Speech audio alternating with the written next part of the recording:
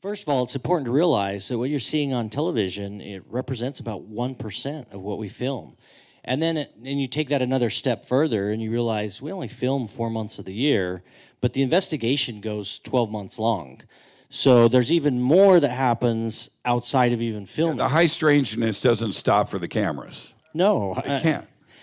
Actually, that was the big concern when we signed on to do the show, because they pursued us, and Brandon just kept saying, not interested, not interested.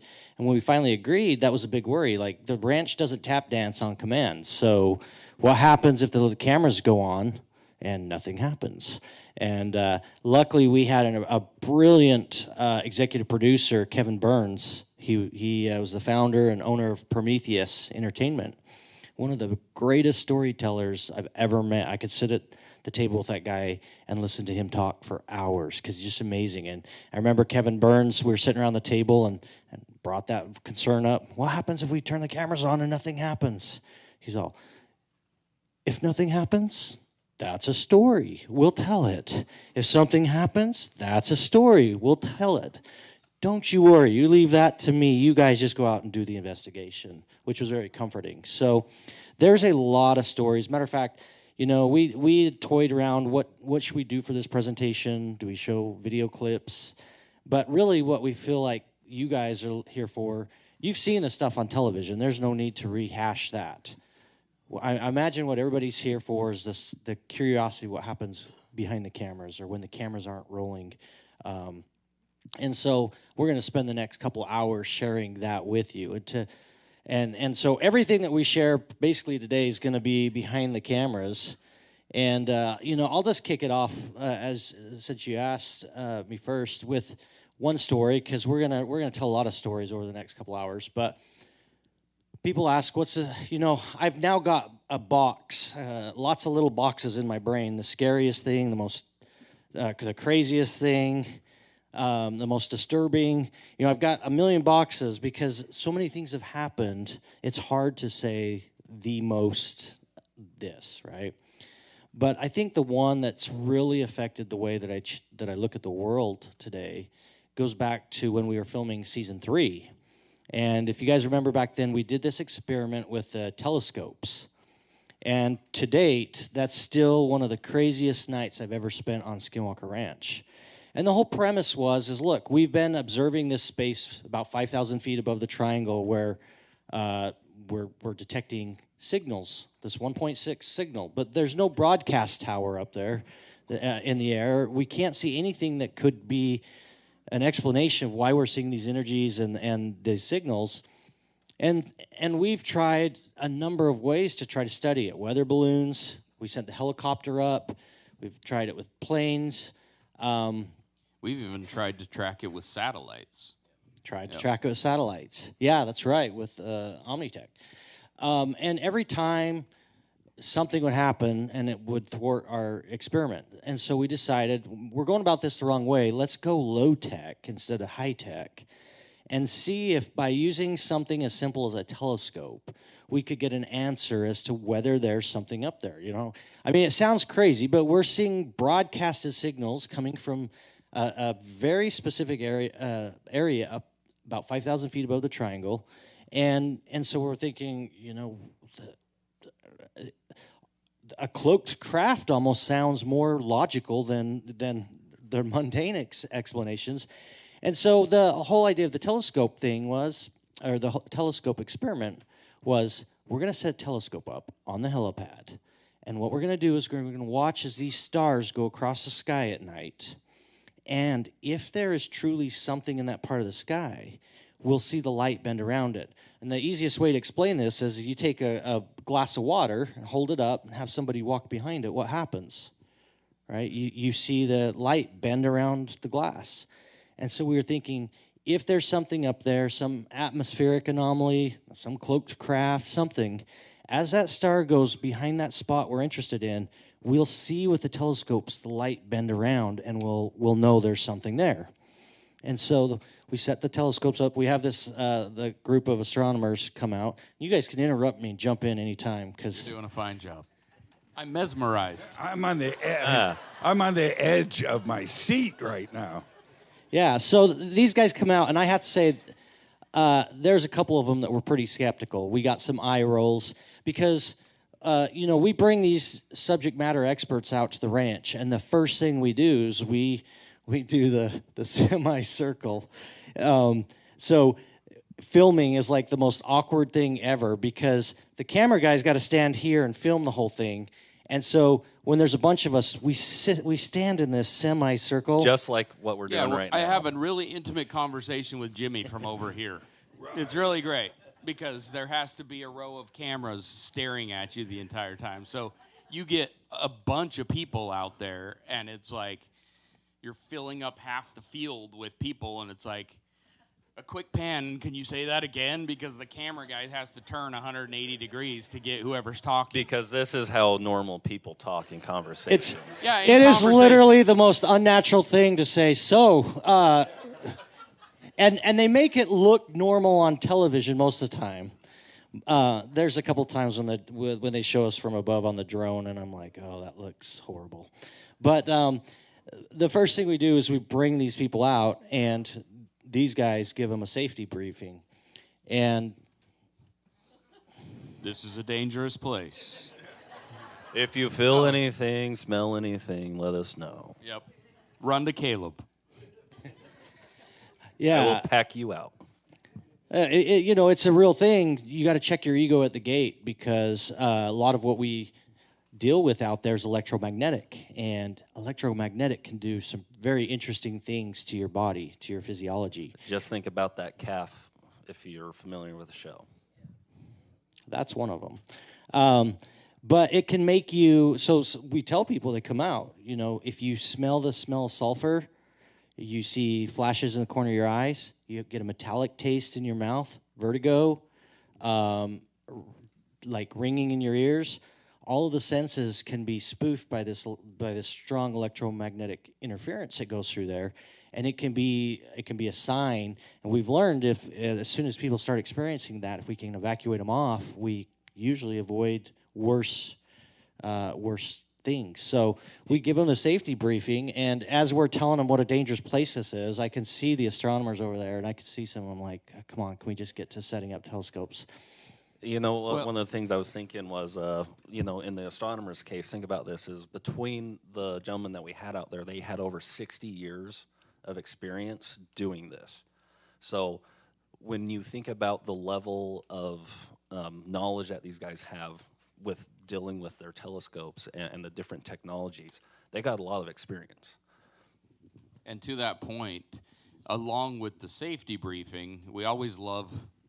it's almost become a gotcha question with the people that we have out there because of what we've experienced. We always say, now, have you ever experienced any problems with your equipment in this realm, and this realm? And they're always like, oh, no, it's flawless. We just tested it an hour ago in the parking lot of the hotel. Everything is perfect. We've never had an issue. I've been using this thing for 10 years and never had an issue. And so, okay. What about now when you're out in public and you smell sulfur or you see something off? You're not at Skinwalker, but now you're aware of what may be going on. Usually when I smell sulfur, I look around for the person that's got the cheesy grin on their face. Seriously. But does it change the way you act normally now that you're aware of these changes in your senses? Yeah, that's been one of the things that the first couple of years that I was involved, that's because the ranch is actually why I got into law enforcement. We had some stuff happen when I was first doing security out there that I was like, I need a little bit more to be able to handle this situation correctly. And when I went through and got that training, and then on top of what we were experiencing on the ranch, it kind of really made me more aware of stuff. I was like, oh my gosh, like, is this something that happens all the time? Right. And once your eyes are open for the first time, now you see everything forever, right? Am I right? It only takes that first experience, and then suddenly, and do you think that's because not only that you're aware, but maybe it knows that you're aware and that you're seeing it and feeling it? Well, that's definitely something we're going to visit about a little bit later, is that whole, it knows. So now is it changing its behavior, and now you're changing in your behavior. Yeah, when you finish with the telescope Back to thing, the I got something telescopes. that'll. Yeah, telescopes. Yeah, so these guys are skeptical, and some of them, and so we get setting up, and my role is I was over assisting them setting up their equipment and that, and part of that is that these telescopes have like a hard burned directory of all the stars, and so what they do is they set them up, and then they will they aim in on a star and they punch it into their thing, and based on where those stars are at, the telescope automatically knows where it sits in space, and then you can choose stars out of the catalog menu and pick that, and the telescope will turn and it will follow the star across. And so we're going through, and these guys are sharp, and they're like, let's see, this star will be going through that space, this star. We had a list of, 5 or 6 stars that was going to be going right through that exact spot that we wanted to study. And so nightfall comes, and all kinds of crazy things start happening. We saw one of the most brilliant UAPs that night. Literally, it was low flying, and it just kind of buzzed across South Field. And I think it's the best one I've seen on the property for sure. Yeah, like the most wow moment was that night, that UAP going across the sky that evening. Yeah, it was. So it wasn't up in the sky. This thing was down pretty close to the ground, and of course we had the telescopes there. So we swung them around, thinking we're going to see somebody through the window, and Wearing plaid. yeah. Sorry, that's an inside joke. Well, we can maybe. Let's not go down that road, right? But so we had the telescopes there. But the interesting thing to me, like my personal observation of that, is even with the telescope, as close as that object was, it looked the same through the telescope as it did to the naked eye. The telescope didn't do anything to bring clarity to the shape or any identifying features that would give us more clues as to what it was. It was almost like, its nature was naturally blurry, and it was blurry in high definition, and it was blurry in low definition. It didn't really matter. And that was one thing that struck out to me, is we're looking at this thing through the telescope, and maybe it's just that it was too close. Telescopes are out there. I don't know, but it was pretty vivid. And so we had all kinds of crazy things. If you remember, the stars start tracking. We're getting excited because here comes the first one we're watching, and it's almost to the spot that we're really interested in. And just as it almost to that spot, the telescope quits tracking. I'm like, what the heck? So the astronomer's looking through the menu, and the star's not in the menu. Now, this is a hard-burned drive. It's not something that connects to internet or Wi-Fi or any of that. It's like the old school, we burned it all on the drive, that's what you have. Yeah, it would be akin to opening up the dictionary and looking for a word in there, and then you needed to go back and get the specific definition, and you open the dictionary again, and that word's been deleted out of the dictionary. This is a closed system. Like, if you download something to a Kindle and you're reading a book, but you're not connected to the internet or anything, some of the words would be taken out. It happened to be the star you were tracking. The star. Wow. The rest of them were all there. Yeah. And so it's early in the evening. I can see that the guy's perplexed a little bit, but it's like, well, that's strange. We'll go to the next star. And we get the ever so famous, that's never happened before. Yeah, if we had $10 for every time that had been uttered, we would be retired. But so he clicks on the next star, and of course, it takes a long time for these things to track. This isn't quick. It's an all-night exercise. Second star starts to get there. Same thing happens, disappears off the menu. And now the guys are really starting, I can see the astronomers talking amongst themselves. And it's not just one. We have multiple telescopes out there. None of them are able to lock onto the star. It's as if they're losing their place in space, but then the telescope that had the heartburn, it's just gone. And so, yeah, wow. And by star number 4, these guys are just like, what the heck is going on? And now we've seen the UAPs, and we've had all this craziness, and I can tell that they're now kind of spooked, and yeah, and so we decided, you know what? To heck with the tracking. We'll do this manually, old school, and we'll track it ourselves manually. Well, we start tracking the telescope manually by hand. There's only one electronic piece on this entire telescope, and that's the piece that goes from the telescope into, so we can see it on the monitor. Telescope gets to that spot, the monitor goes black. I mean, we can't make this stuff up. It was real, and luckily we got dozens of network cameras there sitting there recording it. But move the camera this way, monitor comes on. Move it where we want to see, monitor goes black. We were never able to get a single telescope to see a star in that space. We could see them everywhere else around the rest of the sky, but that one spot, anytime we tried to do it, we couldn't. We were thwarted. And so we wrap up the experiment for the night, and this is where the craziest part comes in, is the guys are packing up their telescopes, and at the conclusion, Travis is like, well, I want to see if that signal, that 1.6, is still doing anything. So I walked over to the directional antennas, and I start moving them around, and he's directing me, oh, stop right there. And That was a good Travis. he does the best Travis. That was pretty good. That was good. I like that. I'm working on it. I'm not, impersonations are not my thing. good. But, so, Thomas, what you ought to do. Hey, Thomas, get that antenna over there. What you ought to do, point it up there and see if we can find that signal.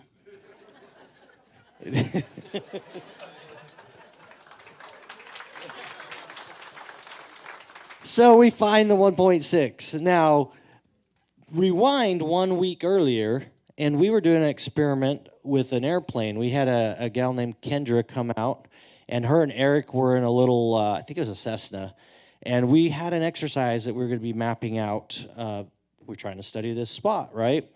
And so it was a very complicated experiment, many moving pieces, and it so happened to be that we were in the command center. Travis was in there with us, and we're trying to track this airplane. We're having all kinds of problems, surprise, surprise.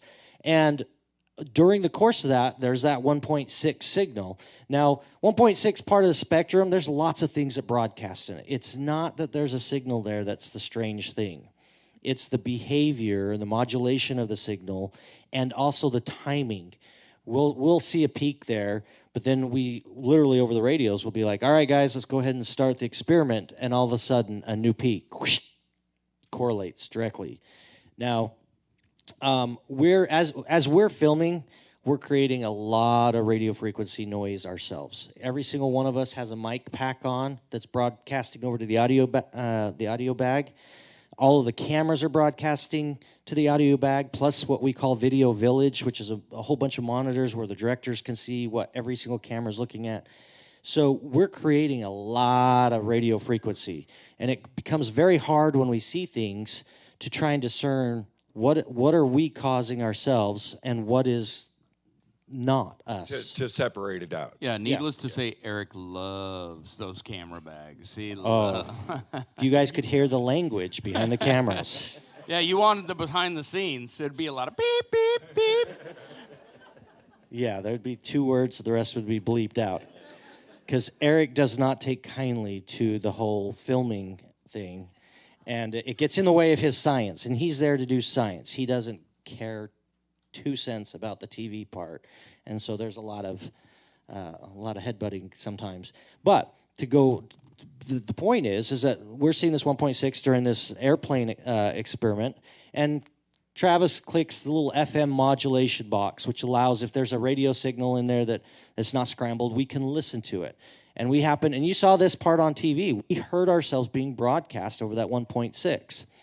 But there was so much, and we took a second, we walked outside, and we could still hear ourselves being broadcast. But we just figured it might be a harmonic, which is the frequency can kind of bleed over into other channels. And so we figured it was probably some of our equipment. We didn't have time during that experiment to really weed it out and to stop everything. Because the only way we would be able to do that would be to turn everything off of ours. And so we just went with the experiment. Well, here we are a week later, and Travis clicks on the FM modulation once he finds that signal. And there we are. We're broadcasting over the 1.6. So we're hearing ourselves over the speakers just like you're hearing us. But we had a golden opportunity. The reason this doesn't show on television is one, the experiment was done, everybody's cleaning up. But two, we took the opportunity and we had everybody turn every piece of equipment off. All the mics went down, the audio bag went down, cameras went off, everything. The only piece of electronics that was still up and running was the computer that was monitoring the signals. And there was no attached microphones. We had them record it with cell phones because we didn't want anything that was sending out an actual signal trying to, spoof what we were doing. Go ahead. So we really start to drill down, and we turn everything off, and guess what? We're still broadcasting. Doesn't make any sense. Doesn't make any sense. And on top of it, you've got a multitude of people standing there. You've got all the people we've brought in with their telescopes. You've got the production crew, which is 30, 40 people standing there. Everything else. The only voices that it was broadcasting was those of the core team. Myself, Kaleb, Thomas, Eric, and Travis. See, you're good. You're good. Yeah, mine's okay. You brought it up a little bit. Yeah, like what Bryant's saying is, I was actually kind of a little bit further away from these guys, and I could see. So there was Thomas, one of the producers, Bryant, and Travis, and all three of them, or all four of them, went through and said something, and Travis, Thomas, and Bryant were broadcast, but our producer standing right next to him didn't. So he was standing right between us. I talk, it broadcasts over the speakers. That doesn't make any sense. Travis says Bryant would talk, it broadcasts over the speakers. Our producer, and mind you, we're shoulder to shoulder, he talks nothing. And I was standing like 30, 40 feet away with another group. So I wasn't even standing next to those guys. And mind you, we took the opportunity, we walked out to beyond the edge of the helipad, so all told, we were probably 100 feet away from the computer. It didn't change the amplitude or the volume or anything to suggest that, the computer was the source. Because, again, that's the only electronics that was still on was the computer.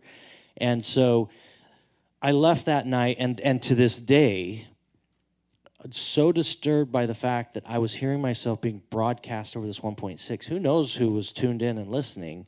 But even more so, what technology was that was able to pinpoint in? And it happened outside, inside, it didn't matter. And so to this day, every time I have a conversation in the back of my mind, I wonder, is it truly a private conversation? I feel extremely violated by that whole experience. Yeah, and that speaks to the question you asked me yesterday on the panel. And I didn't really have an opportunity to go into it because I think Linda had something to say. But anyway. That's never happened before. I jest. She's amazing. We love Linda. Anyway, was when you asked me the question if I feel like we're being watched or monitored, listened to, that moment right there is one of the scariest and, speaks to the fact that is there a who, is there a what, but we definitely, the work that we're doing on Skinwalker Ranch and the moves we make out there are being watched by someone or something, definitely. Yeah. Well, that burned 2 hours. What's your guys's? I just want to listen to you talk. You're doing such a good So job. good, My yeah. goodness, this guy's got an amazing memory. Everything. Well, so you asked kind of that question a little bit earlier too in regards to some of this is like, what are we like noticing in other areas? Well, I couldn't help but think, I haven't thought of this one for a while. Can I ask you a question? Yeah. Kaleb? You're a big dude. Do you get scared? What scares you on the ranch? Not being last to lunch. that. Yeah. If I'm hungry, the one time I was actually felt that fear, law enforcement, military, there's certain situations that happen that actually you get that response where you're getting that adrenaline, all that stuff. But on the ranch, not so much, just because I'm like, like occupational hazard at this point, right? With security and what I'm supposed to be doing. So I don't even think about it. But the one time I actually felt that fear a little bit was when that calf got hit. Because for you guys, to give you guys a little bit of idea of how close that was to us. Tell us the story. Okay, so this is season 5. We're out drilling, and there was Drilling. watching. Or the as drill. Eric likes to say, let's go out and watch that drill have relations with the Mesa. I was literally just gonna say that. But we're out there. We're out there. We're set up. You know, this. I don't even remember what day it was from all the drilling, but and we're sitting there monitoring all the signals, everything. And this is what was crazy is we never picked anything up during that entire situation. But we have like 80 cows on the ranch during the summer, and they were just pretty close to us. So again, they think we're here. We're set up with our table right here. They were as close as to us with that back wall. Is how close it was. So from here to the back wall is where that calf was. So very close to us. But about 30 minutes before this, we were sitting there watching the drilling and having whatever conversations. And this calf got through the fence that bisects the field right there, and it comes wandering right up to us. And Bryant was like, "What the hell are you doing? Go." Yeah, so I'm glad you brought that up. And this calf was very distinct. You know, we have these cattle out there, most of them are black, and this one had kind of a mottled, you know, brown and black, had a very noticeable pattern on it. Yeah. Not to mention they all have ear tags with different numbers, so Right. we could keep track of which one's which. And so this cow's over there meandering around, so I'm like, oh, this is boring watching the drill. I'm going to go chase this calf back over through the fence. And so I distinctly remember this calf was perfectly fine. It looked me in the eye with those beautiful calf eyes. Anyway, and I was able to chase it back to its mother because it weaseled its way through, you know, the barbed wire fence. So I know, like, I had just literally had interaction with that cow, not 30 minutes. So go ahead. And so we're sitting there, and all of a sudden, well, me and Travis are sitting here watching the monitor, and we swear we hear like kind of the same modulation coming through the 1.6 signal that started happening. And we swear we heard some voices distinctly say Mesa and then laughter. And so, you know, that could have been, again... Say that again? So we heard through the voices that said... Mesa and then laughter. Yeah, usually when you tune into that noise, the 1.6 signal, you put an audio signature on it, and it's just... It's just you know, that white noise. You don't... Yeah, it's a lot of white noise or staticky sound. And very rarely do you hear anything else. But this time, it sounded as if you heard, you know, a voice come across. Mm-hmm. And it said Mesa as we're drilling into the Mesa. And then afterwards, this kind of maniacal laughter. And so, obviously, there's a question of, did we pick up, like, someone on the crew laughing and making a joke or something about what we're doing, right? But it didn't sound like anybody that we knew. And immediately after that, we start hearing this calf... bellowing and just going nuts, and we all look over, and that calf is just sitting there spinning in circles. Yeah, even Thomas was up on the Mesa with the drill team. This guy's a mountain goat. That guy. What was your record getting from the base of the Mesa Like to 2 the top? minutes. I think we made it up there in 60 seconds. That's unbelievable. Yeah, yeah. I'm always grateful for editing because That was you'll back see, in season 2. Yeah.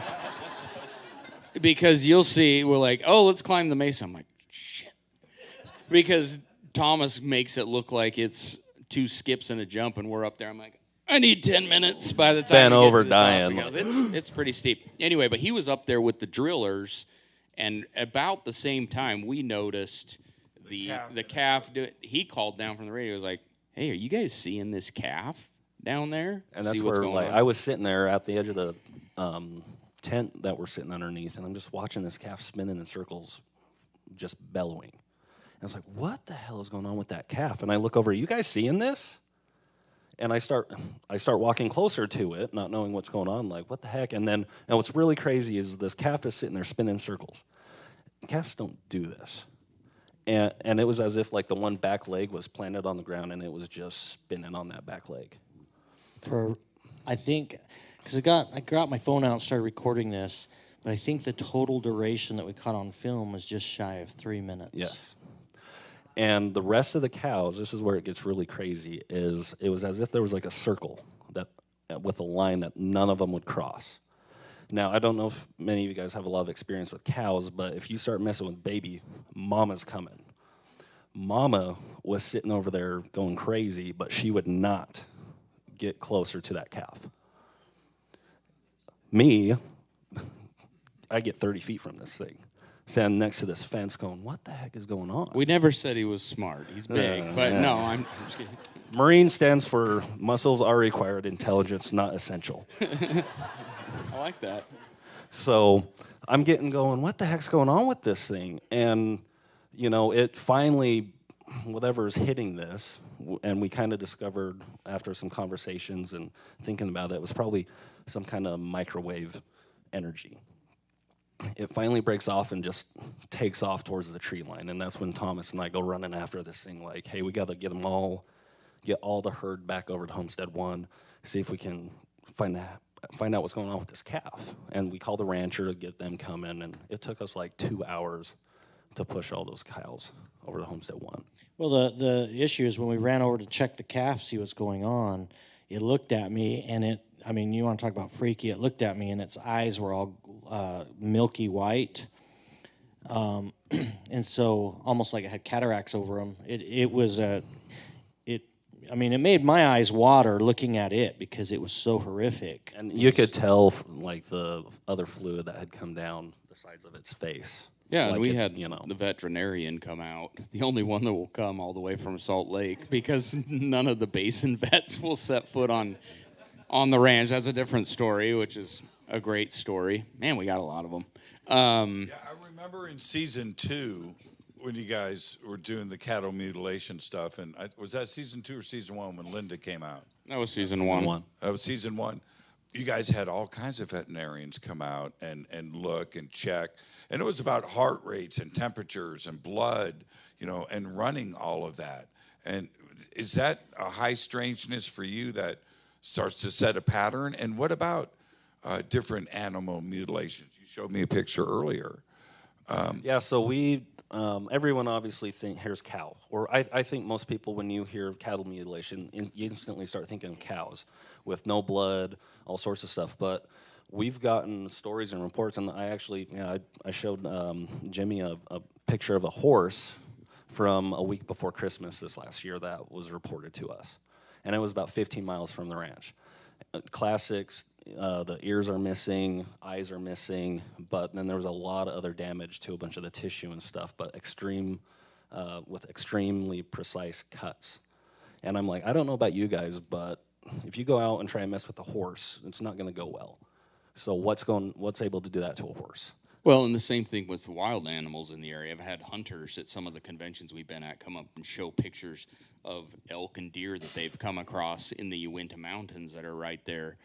Same type of thing, surgical precision. I don't know if you've ever seen a bull moose before. I wouldn't want to go up to one of those things and try and mess around with it.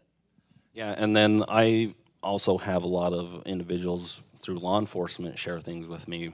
Same thing in the surrounding area. Some friends of mine on the DNR, Division Natural Resources in Utah, these guys are out in the forest all day. That's their job. And they've all shared things like that with me. So it's what the heck's going on? And it's pretty, I don't know how I could say it's pretty common. Like, I don't have a good analysis of the data to say, you know, this happens every month. But it does happen frequently. Well, we know for a fact that there was a dozen horses and cows, a mix of both, that were mutilated while we were filming season 5. That happened just about 2 to 3 miles away from the ranch, down the creek. But they didn't want anything to do with, they were upset that we even knew. So they didn't want to talk about it. They didn't want to document it. And matter of fact, one of the families so terrorized they up and left. So well, that is the case though. Ranchers are people of the earth. They're strong. You know what I mean? They understand. They know animals. They know the ground. They know dirt. They know how to grow. You know what I mean? And you bring in some high strangeness, and when they don't have an answer for an animal or what has happened to it, they don't dig that. And same thing with the sheriffs. They see all kinds of strange stuff, but when cattle mutilations, that happen naturally. But when it happens in a way they can't explain it, they don't want to talk about it. And that's one of the things that, as an officer, you show up and people are looking to you for answers. And you take that ownership of the situation at that point, and at the end of the day, you're trying to make that person feel better. You're trying to build that rapport with them and go, hey, this, maybe it was this. And that was another thing that happened, with one of the other deputies. I was on another call, and this call comes out. It would have been mine.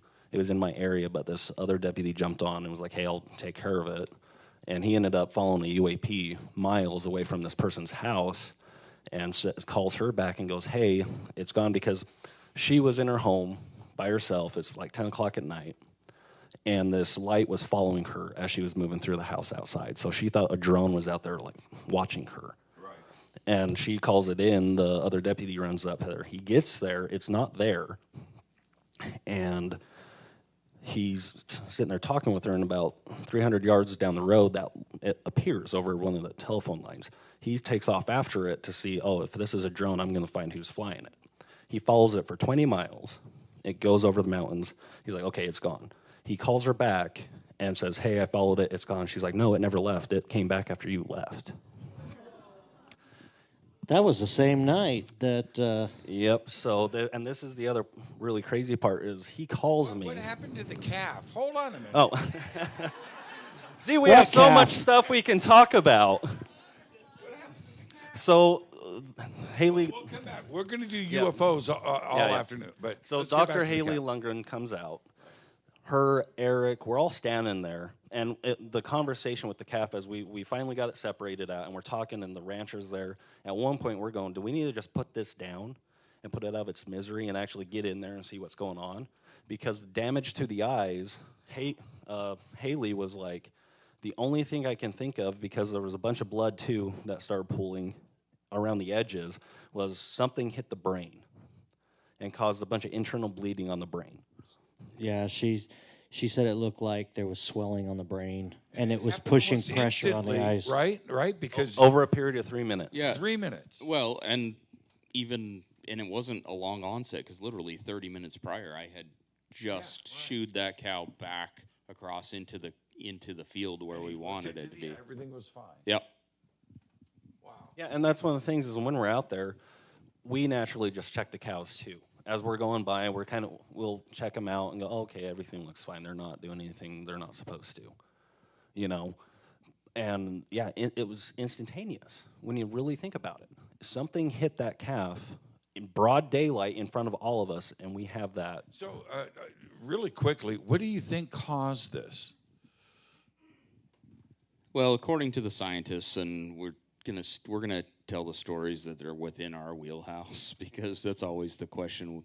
So when the Q&A comes, please don't ask us any deep dive scientific questions. That's not our thing. And so anyway, but according to them, the only thing that really could cause that is high concentration of microwaves focused on the brain like that.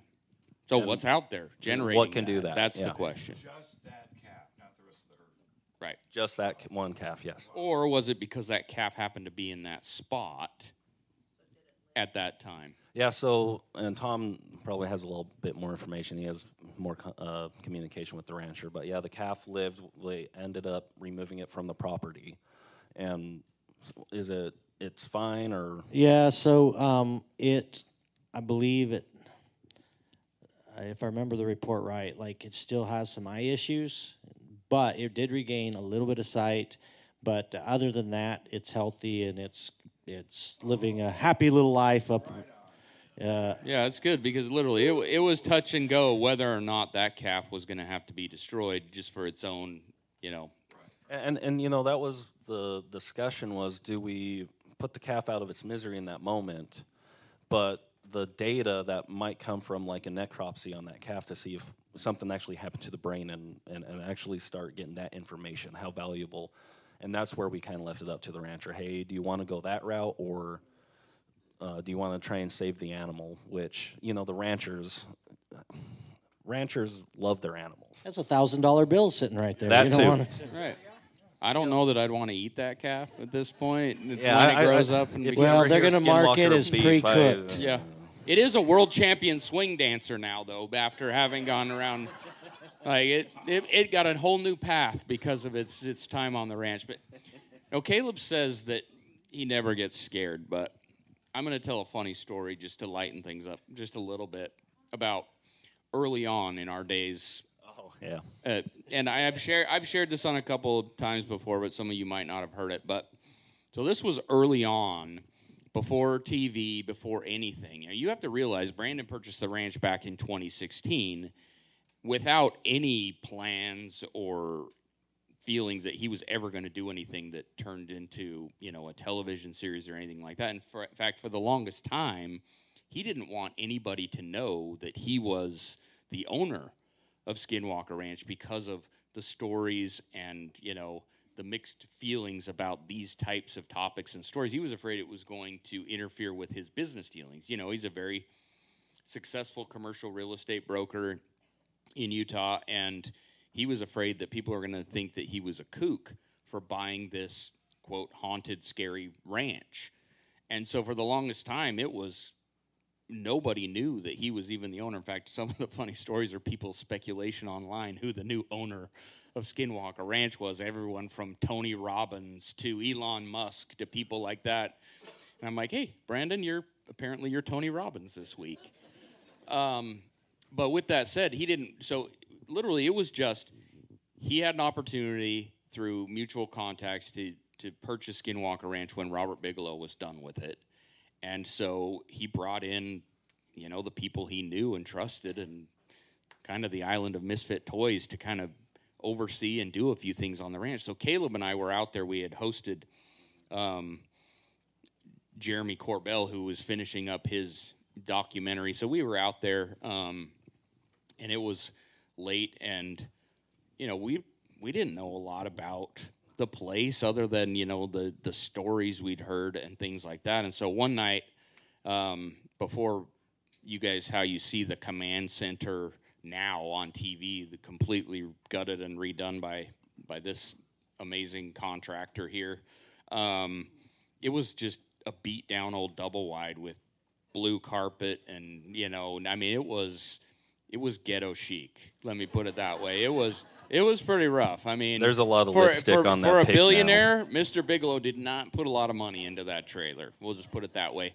So there were 2 bedrooms on the one end of the trailer there, and I was in one, and Kaleb was in the other, and it was late at night. We'd been out. We were tired, but It was like 4 o'clock in the morning. yeah, we'd just finally wound down because, you know, we'd been out with these guys touring them around. You're in one bedroom, you're in the other. Correct. Okay. Separated from each other. Yes. Yes. Not in the same Very key bed. Yeah, point. not in the same bed. Yes. Okay. So, you know, But just wait. after that, all that adrenaline and everything, we were awake, and so I remember I was laying there on my phone, and I was awake, but I was trying to wind down, and sitting there, and all of a sudden, it was as if someone came up and whacked the side of my bed and shook it. Like, you know, if Earthquake or anyone something? has kids, Right. if they come and you're trying to sleep and they ram into the side of your bed and wake you up or something like that, annoying little bastards. Little crotch goblins. Anyway, and that's what it felt like. And I was like,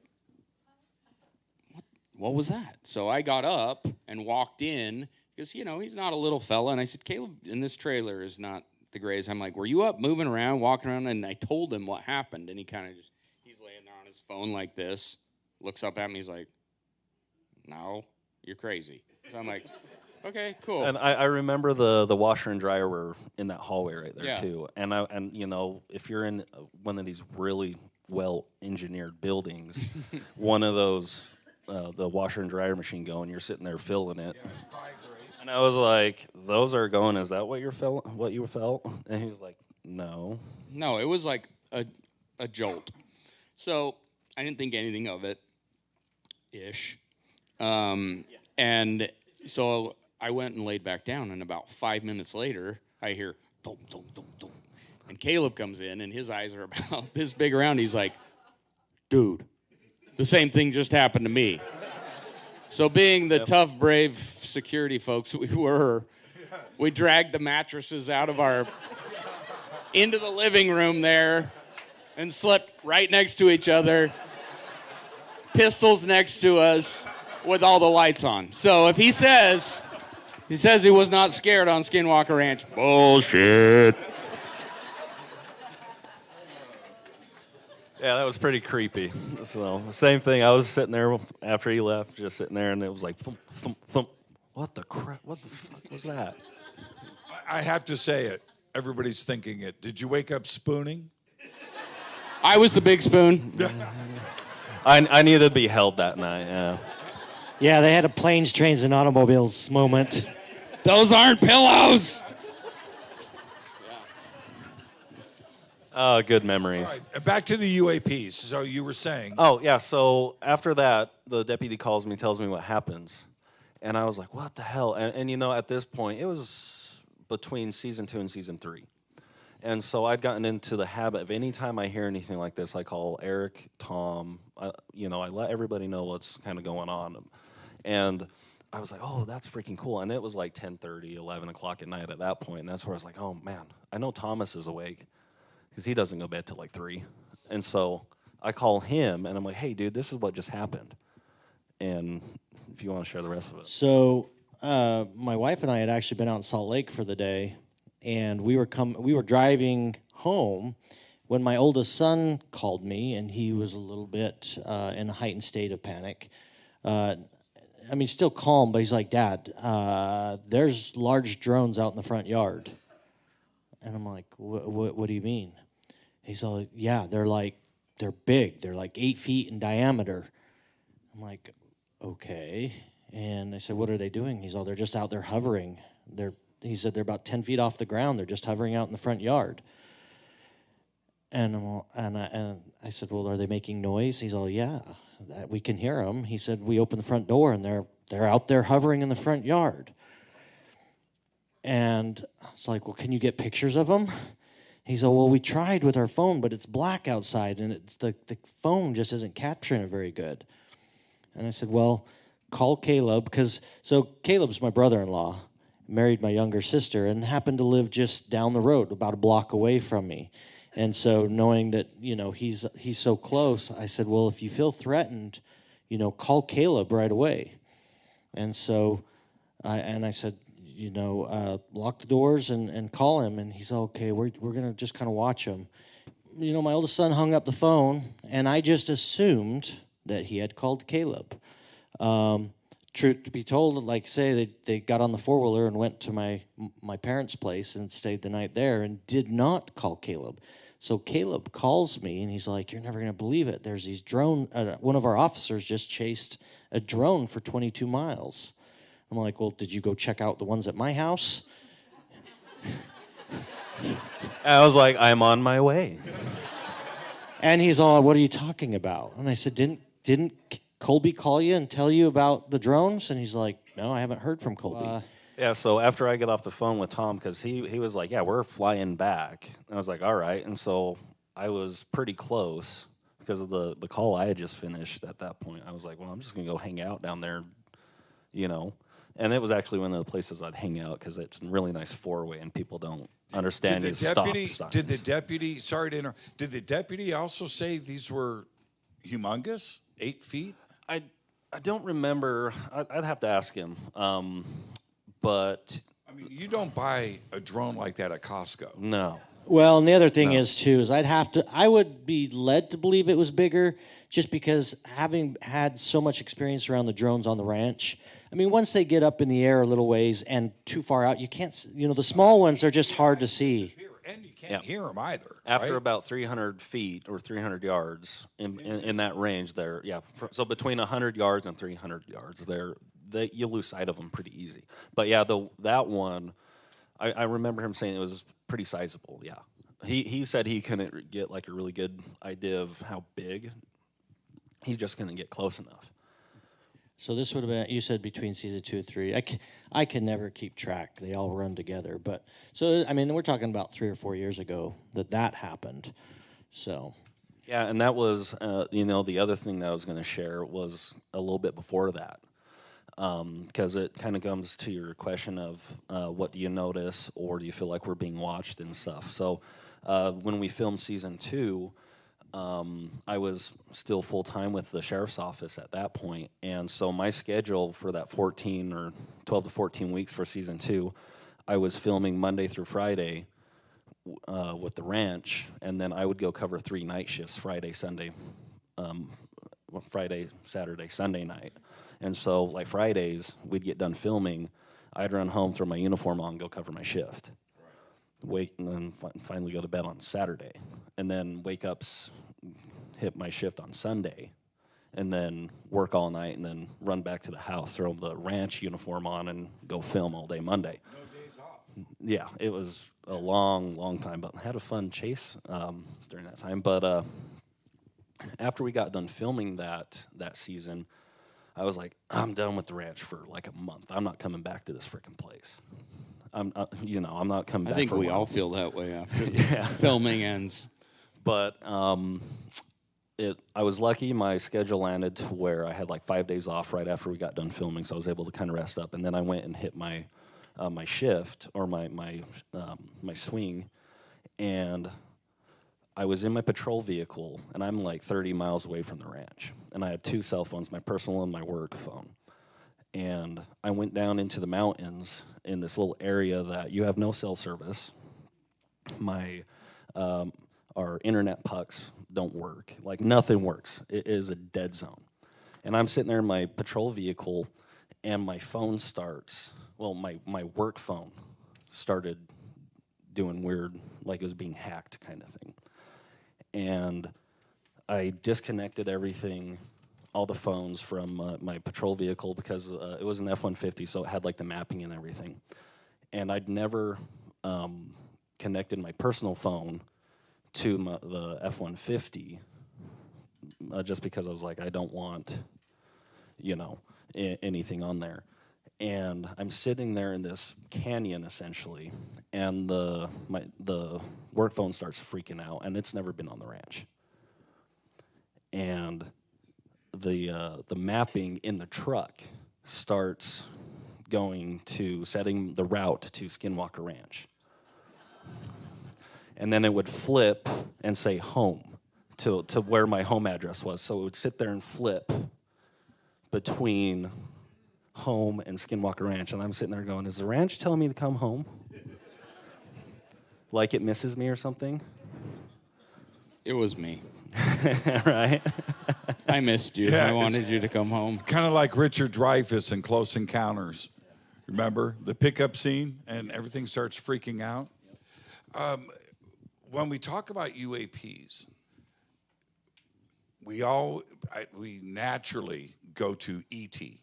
That's fine, right? Okay, UFOs are now called UAPs, but with the indigenous cultures and what has been handed down in tradition over the years, orbs and spirits are something that we need to take a look at. It's not necessarily ET. You're seeing UAPs. Is it possible that this is a spiritual thing that's tied to the land, right? And it's that, or is it a combination of both? Or do you think that the indigenous cultures were getting involved with ET and they thought it was spiritual? What do you think is going on? So I have a really good friend, and I actually met him through Thomas. Thomas knew this individual and brought him out to the ranch, Don Mitchell. He ran all the fire for BIA. He's been on the show a couple Been of on the times when we investigated the burnt post and a few things like that. So I've really been able to spend a lot of time with Don and get to know him. Really awesome guy, kind of a mentor. But we kind of had that conversation, and I was like, look, Don, like in my mind, you go back far enough, like my ancestors, you know, if you're from Europe, it's the Celts, it's the Druidic traditions, it's like the ancient Greeks, and you have these mindsets that are very similar to how the tribal individuals and the tribal nations think. And it's like if you go back far enough, everybody was there at one point, and we've had that discussion. And yeah, so he's he's taught me about what he calls the Munkenchaws, or the little people, or I can't remember, the water babies is one of the names for some of the little water demons. And they mimic babies crying, and someone runs down to the water and they grab them and drown them. That's, but that's like, okay, could someone swim? And they're like, oh, what happened? It's like, are they coming up with these stories as warnings? Like, don't stay out of the water. Or is there actually a little water demon running around, right? And that's where I've been able to grow some of these relationships with some of the Utes. And then Don, he's Ishishoni. And they're telling me they've seen stuff like that. And I'm like, after the stuff I've seen, I can't discount what they're saying.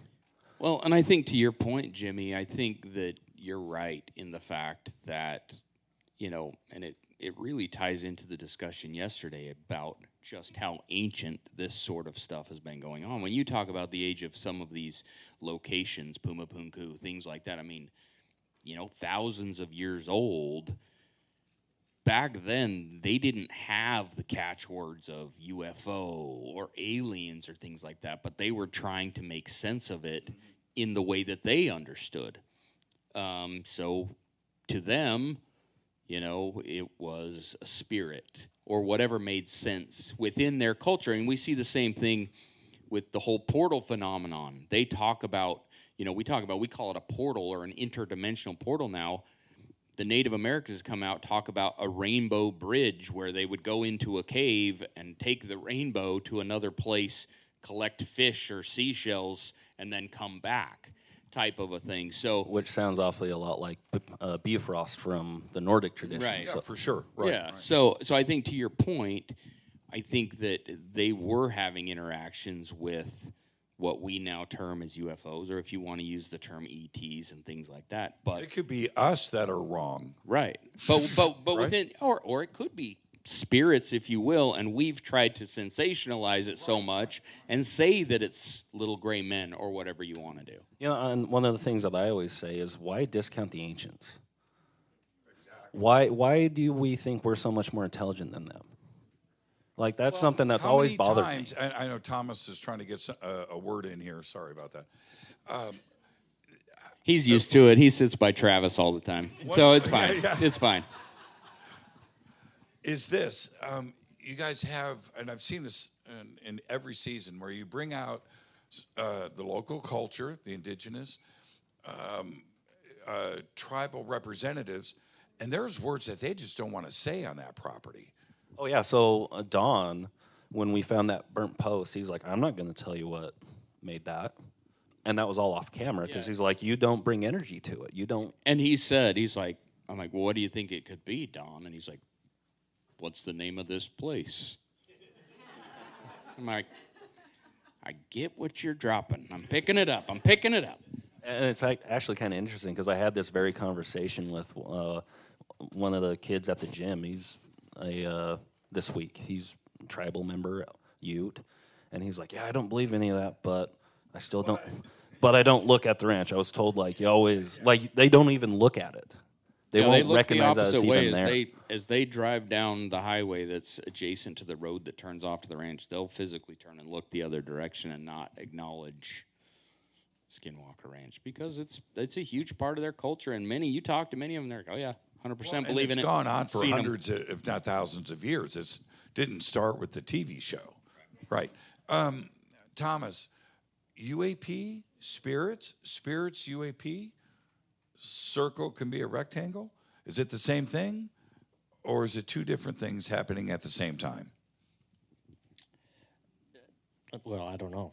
I mean, that's, we talk all the time about what we are able to perceive in our dimension here. You add another dimension, and to us, it looks one way. We talk about, like, if you had a piece of frosted glass and you put your fingertips down on it, and you were looking up from the bottom, you would think there was 5 individual circles right there because you can't see the rest of the hand above, right? It's all connected, but we just can't perceive it. And I don't know. We start going down a trail of having a theory, and then something happens out there that just completely erases it off the board and proves that it couldn't be that.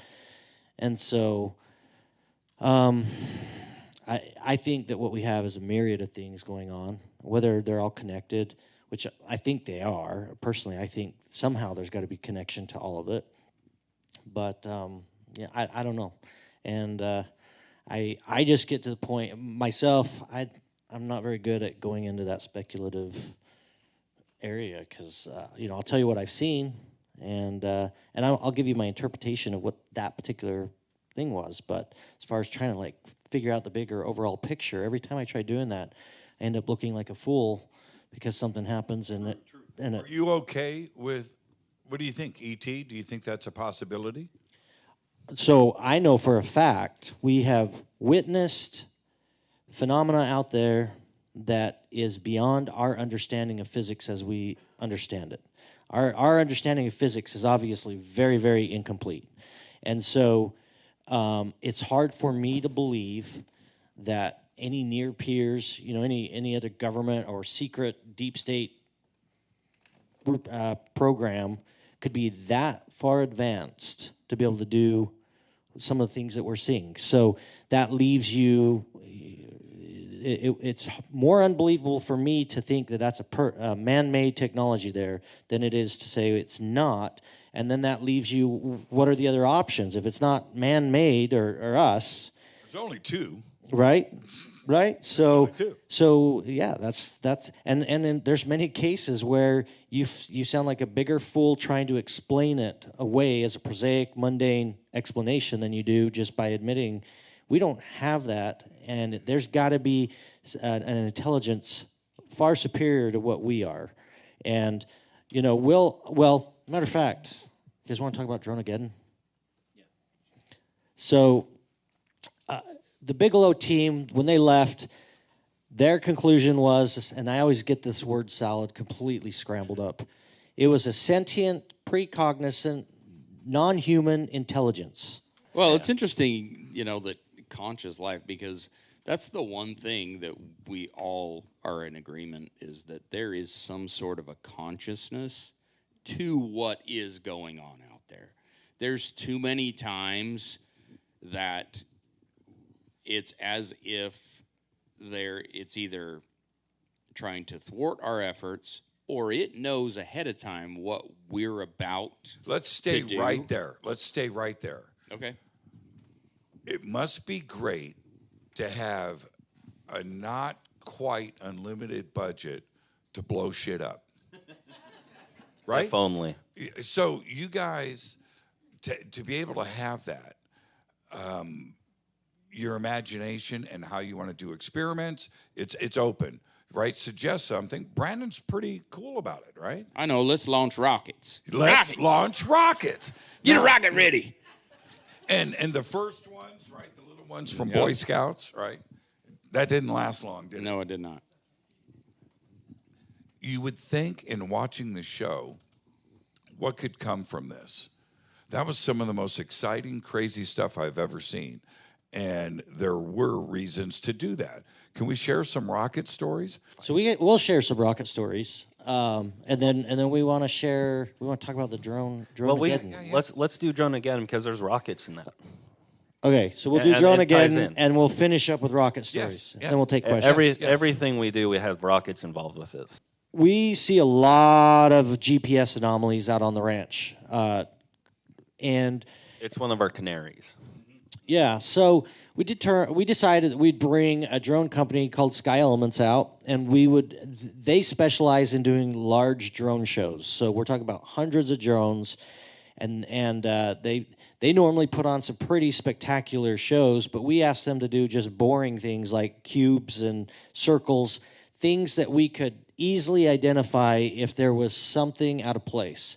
And the whole idea was to put these drones up in the triangle and watch their behavior, because we've witnessed so many anomalies starting at just 30 feet above the launch pad there in the center of the triangle, all the way up to, well, now I think it's up to 30,000 feet that we've had strange things happen. And so we thought, we'll put these drones up, and they launch from the south, on the south side of the triangle, and then the drone swarm comes up, they form their cube or their sphere, whatever it is that we determined, and then they slowly fly up over top of directly above the triangle, and then they come back. And the drone show can last about 8 minutes, I think, with the batteries. As a guy, how cool is it to look at that? Oh, it's cool. It's awesome. It's got to be the awesomest thing. It's huge, first off, synchronized. Has everybody seen this drone show that they do? It's really cool when it works huge. right. Yeah, it's amazing. It is one of the fun parts of the job, is to like be able to see this firsthand. Yeah. And so, like Dronageddon, the idea was we have 2 swarms in 2 separate locations, about half a mile away from each other. So the first year they came out, these guys, that, by the way, they do hundreds of drone shows every single month. And No, this has never happened before. no, they might have a drone or two that don't take off, that get glitched and don't take off. But as far as the actual formation and the show, it goes off flawlessly. Well, they come out to the ranch the first year, and nothing will work. The drones keep disconnecting. By the time they get them connected, the batteries are prematurely discharging. Software updates, remember that? Yeah. Software update, everything. You name every piece of the show that needed to go right went wrong, and it was interesting. We got a lot of data out of it. So they left. Sky Elements left that first year and took it as a challenge to go back and fix everything that didn't work. So they came back at season 5, and they now have better batteries. They redid their software, their hardware, Their whole Wi-Fi network, everything. They tested before they got there. Right. Oh yeah, And on top of it, just like you talked about the Boy Scout rockets, instead of bringing 200 drones this time, let's bring 1,000 drones this time. We got to do more. Yeah, and so at this point, we had seen what we call the in and out, and it was this translucent object that went down into the mesa and came out. And so we're trying to see if there's connection between what we call the East Canyons area and the triangle. So we decided to split up the drone show. We would do, I think we had 600 on our side. You guys had 400 on your side. So Bryant and Travis were over on the East Canyon side, and Kaleb and I were over at the triangle side. And I do want to just throw this in real quick. Sorry, Tom. So the ranch, if you're looking at this as like a military term, it's a denied environment.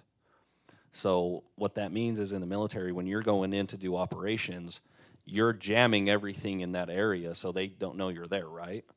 And that's what a denied environment is, and that's what we see with these electronics, and that's what we were seeing, and that's why Sky Elements goes back to do all this, to update their systems. Yeah, so they brought more GPS base stations. Their system was so robust.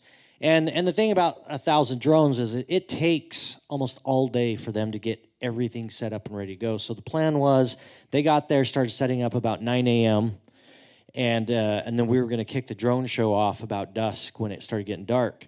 And we were going to launch simultaneously from the Triangle and the East Canyons area.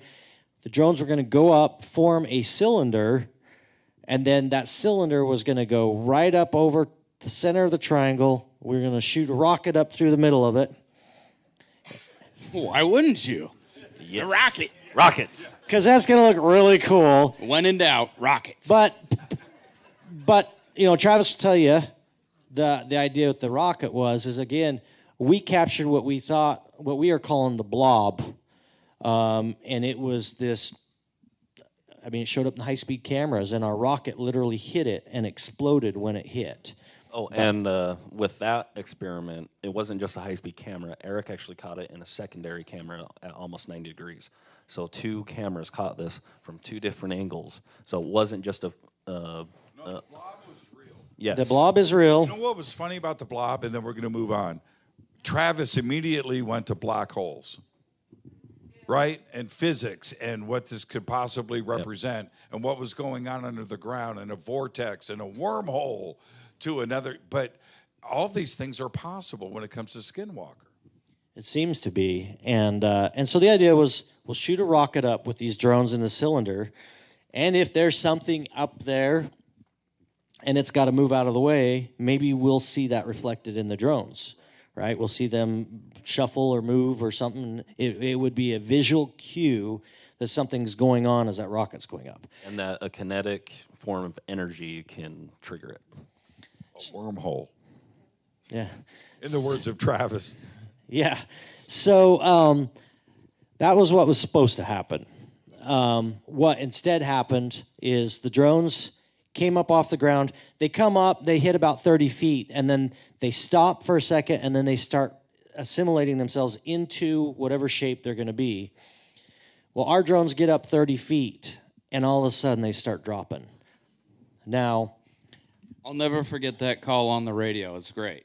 All of a sudden, we hear Thomas, "It's raining drones. We got major malfunctions. It's raining drones over here." And so, we're how far away would you say? and by the way, if you watch the episode, they then cut, like after the drones are falling for a few minutes, they edited or they cut me in, and I'm sitting there saying, "Looks like we got major problems." Like, total Captain Obvious. And I'm like, I didn't say that right then, just so you know. Oh, It was they edited. love to do that all the time. I'll make a reaction to one thing, and it could be the most mundane explanation. Then you look over, and I'm going, "Huh?" I'm like, wait a minute, that's out of context. So, and we'll get into this, but here's the part you didn't. So if you watch the episode, you'll see everything we just shared. And I just wanted to bring everybody up to speed so the people that didn't see it knew what we were talking about. So it takes all day to set these drones up. And we'd gotten our stuff set up, and we had a little bit of free time, and I was visiting with Eric.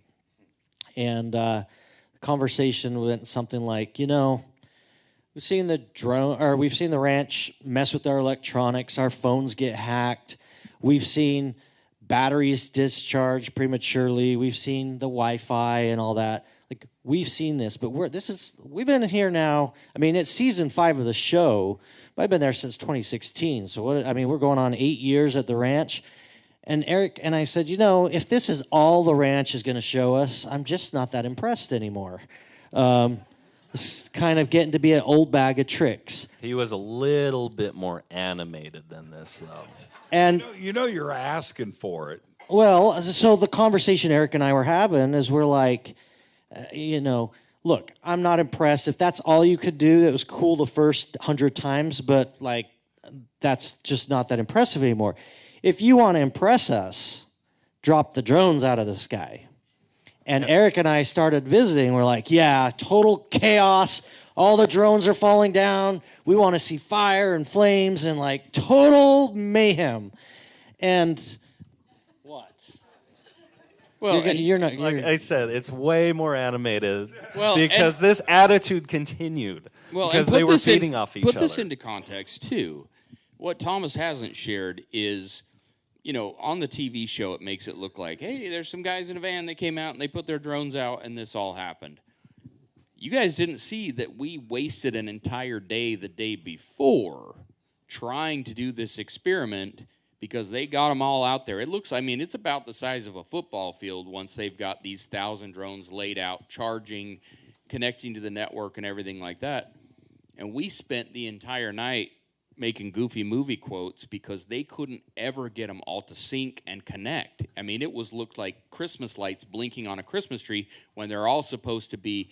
So we had just finished a big wah-wah of a day and a night waiting for them to even get their tech working. And we've seen that with other things before where people have come out and it's been like, okay, we're going to do this, this, and this. And maybe the last 10 minutes they're able to Band-Aid something together to work because their equipment fails. So we're already tired from a long night of a whole hell of a lot of nothing, bugged. And so then he's having this conversation with Eric because we're all like, is any shit going to work?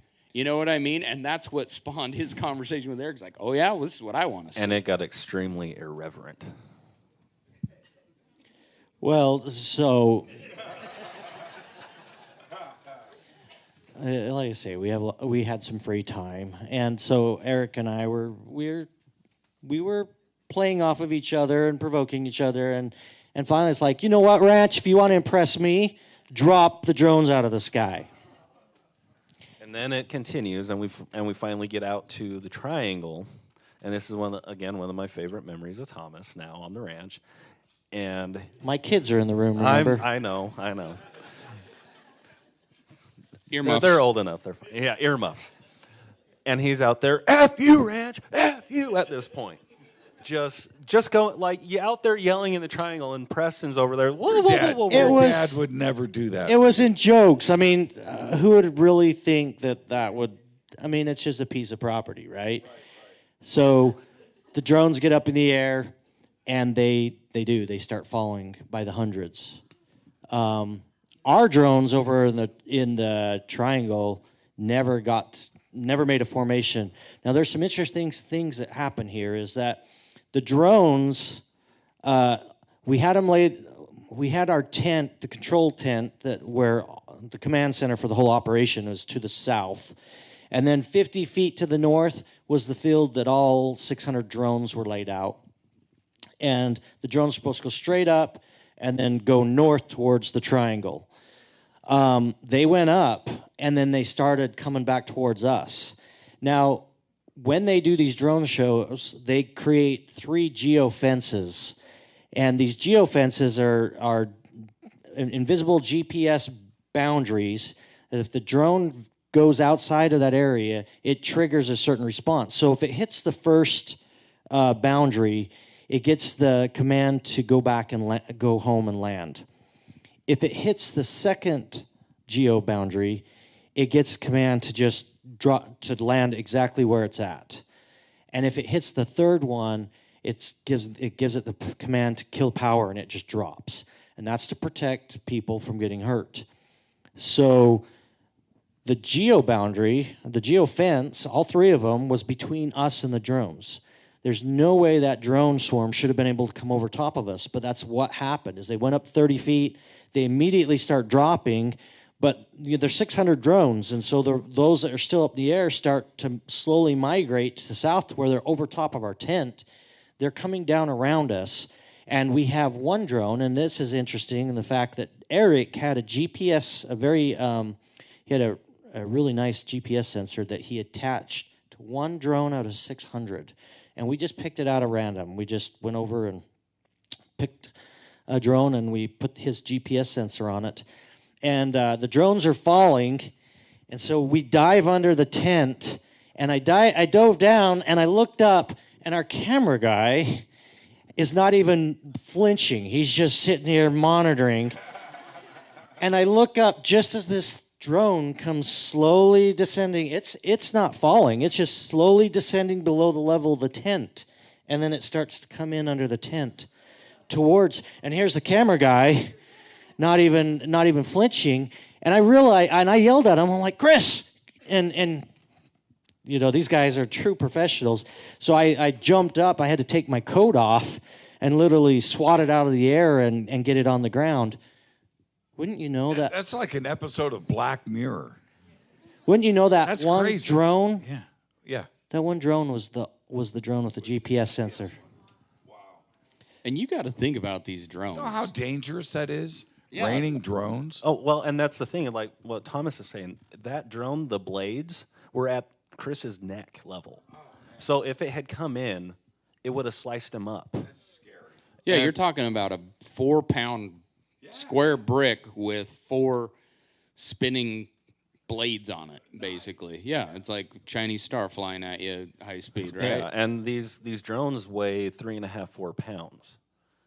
And this is the other part of this is those drones are what, $3,500 a piece? $3,500 a piece. Yeah, when Eric and I were standing next to Preston. 1,000 out there, $3.5 million worth of drones. Yeah, And they lost man. like 250 drones. Wow.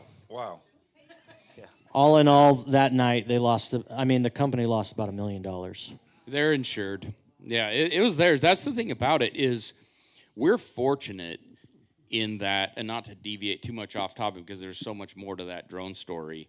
But we're fortunate in that people want their products on a hit TV show, and so they're willing to donate. And after the previous year, they took it so personally that the only thing that we literally paid for the production paid for hotels and the cost of their travel and things like that. They donated all their time, all of the the equipment, everything like that. Usually one of those drone shows is several hundred, $500,000 for them to go to a stadium and do 10 minutes at halftime and be done. And they brought we out. were really fortunate.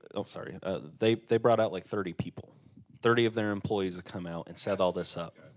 Exactly. Okay, let's do some rockets, and then we'll get to questions. Yeah. So You didn't Real even quick, get the scary part. That was the triangle, but these guys had something going on over there on their end. That again, this is all going to show like there had to have been an intelligence behind this. First of all, and what happened over on their side, I think, is even more disturbing. Well, I don't know if it was any more disturbing, and I'll be quick with it so we can get on to other stuff. But so the idea was we were going to do simultaneously these cylinders, shoot a rocket up through.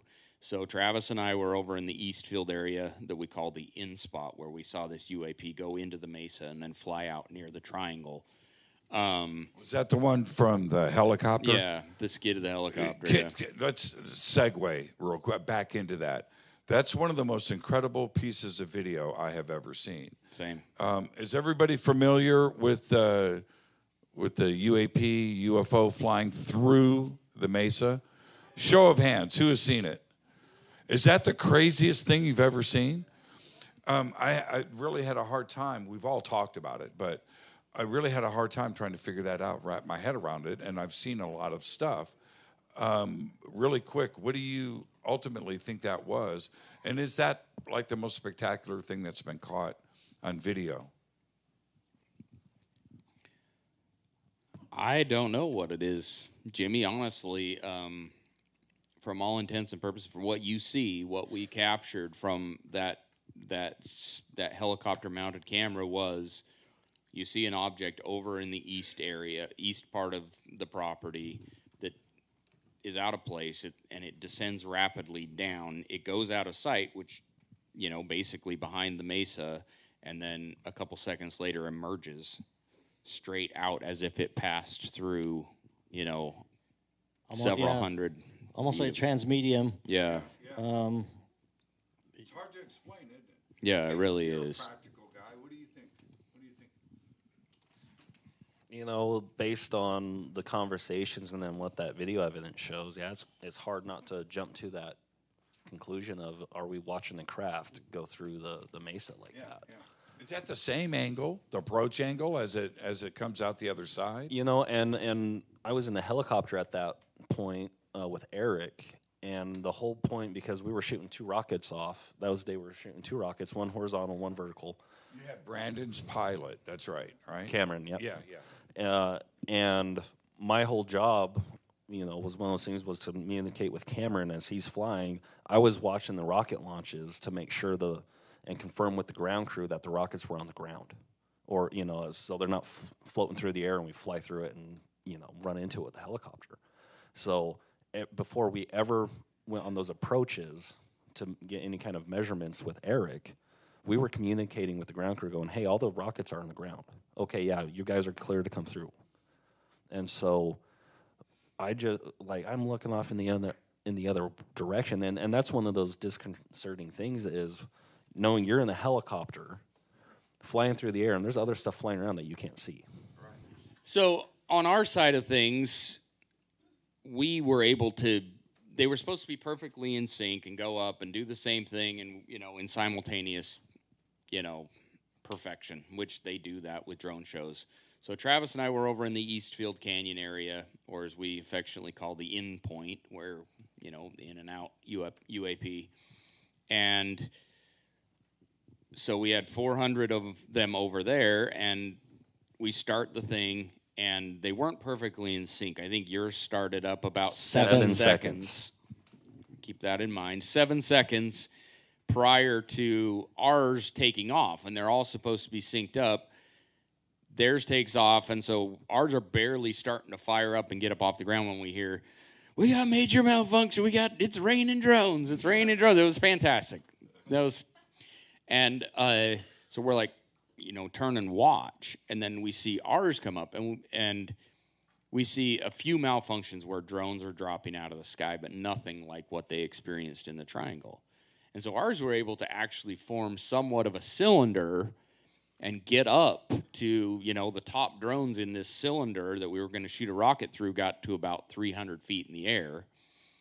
And so we started and we're getting ready to go launch this rocket and everything. So we head down to launch the rocket through it, and then we have drones going dark and just start dropping out of the sky from about 300 feet. So you're talking 4 or 5 pounds that you can't see.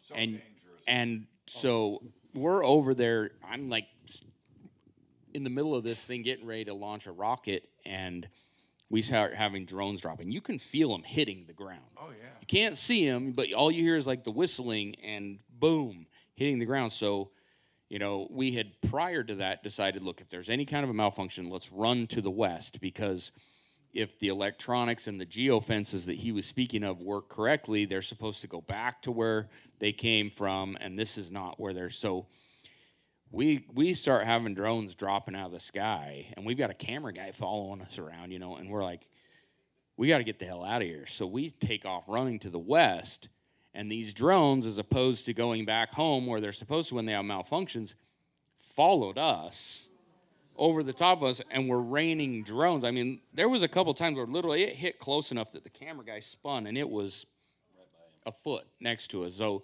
you're talking, that thing hits you in the head. I got to say, it's terrifying. Yeah, it's terrifying. Yeah, you asked earlier what the scariest time on the ranch was, from just a sheer, I might die tonight. Yeah, panic. Yeah. It was probably when that was happening. Like, we were literally running, covering our heads, sprinting, and these drones are following us, dropping bombs on us. And I have outside of the geofence. That's Outside the of the crazy geofence. thing is that and when we went back and did the post analysis, Sky Elements went back and looked.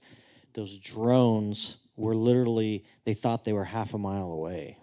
So the geofences in the triangle, the moment they lifted off, not the moment, so they lift off and everything's fine. The moment those drones hit that 30-foot mark is when that geofence instantaneously moved over into the east field. I could see Kaleb with a football helmet on, out there protecting himself from the elements. So this is where I have to be honest. So I was going to shoot. You did wear a football helmet. No. My job that night was to shoot a rocket from the triangle when the triangle drones in their cylinder got right above the triangle. I was to shoot that rocket off at the same time that Bryant and Travis were to shoot their rocket off in the Eastfield Canyons.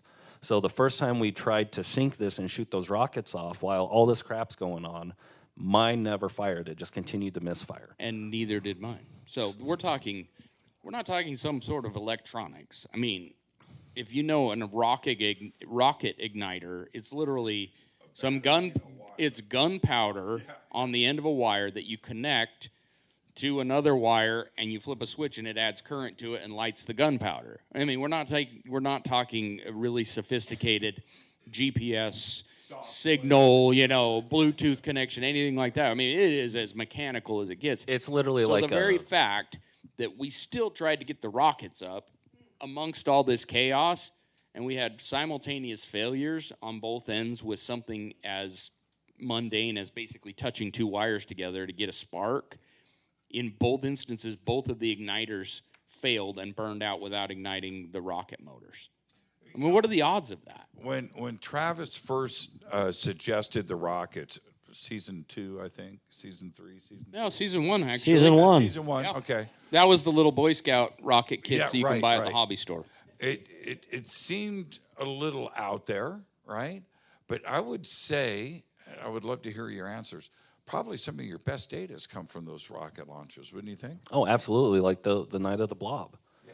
So these rocket motors, they're solid-state motors. So there's nothing in them that should explode outwards. There's no liquids, No. nothing like that. It's solid propellant. And so when you look at, say, the rocket from the Blob Night with the high-speed camera, the way it blew out the side. The manufacturer, Lock Precision, the other rocket, the guys who build all our rockets, all of them were like, it shouldn't have done that. And Travis knew that too, because from all his rocket experience. So let's talk about the Blob Night, because you had, what, 2 or 3 different size rockets you were launching, right? You went big, bigger, and then huge. Oh, so the Blob Night, Right? Am I right? No, different. so Little bit different. the Blob Night was just we have at any given time we'll have 10 or 20 rockets. They're about 5 foot tall, and they're about this big around. We have those are dime a dozen around the ranch, and so when we are just doing a regular experiment and we're needing those are the ones that we're shooting. This particular night at the Blob, we actually didn't shoot off any of the bigger ones. It was all those 5-footer. Well, it's size. because the Blob Night was kind of a punt because we were supposed to do something else. That's why the Blob's one of my favorite experiments, because it wasn't planned. It wasn't anything that we spent a lot of time on. We literally had something fall through that day, and the film crew's going, well, we got to do something. And when you guys looked up, I remember that when the first one exploded prematurely, and all of you were scratching your heads. You didn't realize the Blob was up there at that point. yeah, so you're thinking the 15-foot rocket the year before for our finale experiment. Yes. And that was, that thing, the motor itself on that one was like $15,000. And it's like a L motor. It was a 15-foot tall rocket. It was almost big enough diameter that I could slide down inside of it. Yeah. And it was supposed to reach an He altitude. tried, but we wouldn't let him. Due to insurance, we weren't going to let him go up in the rocket because he would. This guy's crazy. But we also put all of our most expensive equipment in. Because it was such a big diameter, it gave us the opportunity to send some of our nice, sophisticated equipment Needless up. to say, Eric Bard hates rockets. He has lost more high-end equipment and hours of time. These little GPS trackers he puts in, he hand builds those, and they're a good 8 hours a piece. And it seems like you can talk to cognition, you can talk to, malevolence, whatever you want. It seems like every time we put one of his trackers in a rocket, that's the one that turns into a lawn dart and blows the thing up. So, anyway, sorry, but yes, a lot of high equipment because it was a big rocket. So, hey, I know, let's put the most expensive big stuff we've got in this one. Well, we're trying to get data to, And here's the thing is the rockets do give us a chance to pull data of various types at higher altitudes. And so even though it's brief, it still gets us to altitudes that otherwise we've got to use helicopters and more expensive. And the rocket's a relatively cheap way to probe that space. So then the one you're talking about, the interesting thing about it is it blew up. It came off the launch pad, and when the control part right there by the motor got to 31 feet, it exploded. And so that's significant in the fact that night that we're doing the Blob, the rocket went up and at 30 feet hit the Blob and exploded. And that's where, again, that rocket motor blew out the side and deflagrated in a way that it shouldn't be able to. And I remember watching that thing, and and it's all on fire as it's going up, and we're like, oh my heck, that's crazy. What the heck just happened? And me and Burdette were over there watching the high-speed camera, and the first 30 seconds we're like, there's no way, because we could see the Blob sitting there in the high-speed footage, and we're just, Now, here's the question, and then we'll get to questions from the audience. We'll jump into that now. So get ready for that. Is the Blob always there? Or do the rocket launches and your stuff cause the Blob to appear? That is the right question. Right. And that is the question we have, right? Because you would think if it was always there. I mean, we took some cherry pickers out, the machines that got the cages. I've been up to the 31 feet, felt around. There's nothing there. We've tried to put all kinds of stuff through there. We had flamethrowers. We've had water. We've tried pretty much everything to try and see if we can get a picture of, what's there. Oh, yeah, plenty of smoke. Do you guys understand? No stories. And if you could come to the center, I'll try to come out to you guys. But we'll do that. Let's get everybody. Get up in the center here, and I'll go through. Go ahead, Kaleb. So there's some things that happen during Dronageddon that actually come back with rockets to the Blob Night, too. So if you guys remember, Blob Night, we have a military helicopter come through, and it disappeared. So where'd the light go? And we know the light from the helicopter, like they didn't shut their lights off. Something blocked the light out from the helicopter because Eric has, again, another camera angle of that helicopter. Well, From above. From above. Right. And so, and then fast forward to Dronageddon, we did get a rocket off, and the same thing happened from multiple angles. That rocket goes up, and the light from the rocket motor disappears. What was it like, really quick, and then we're going to look at this. Okay, I'm going to try to get everybody in. Now, out of respect to everybody behind you, just questions, no stories, because I want to get everybody in. Are you guys hip? I got the mic. You don't want to be cut off by Jimmy Church, because I'll do it.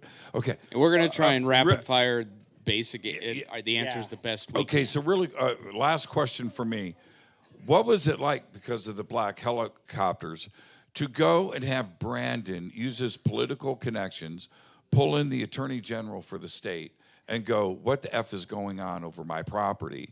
And the Attorney General came back without any answers. And he's the attorney. You would think that somebody like that would come back with answers. What does that tell you? Well, that in of itself is an answer, because if it's just a simple training exercise, that's a simple, we had pilots out there flying, but we did get the flight plan.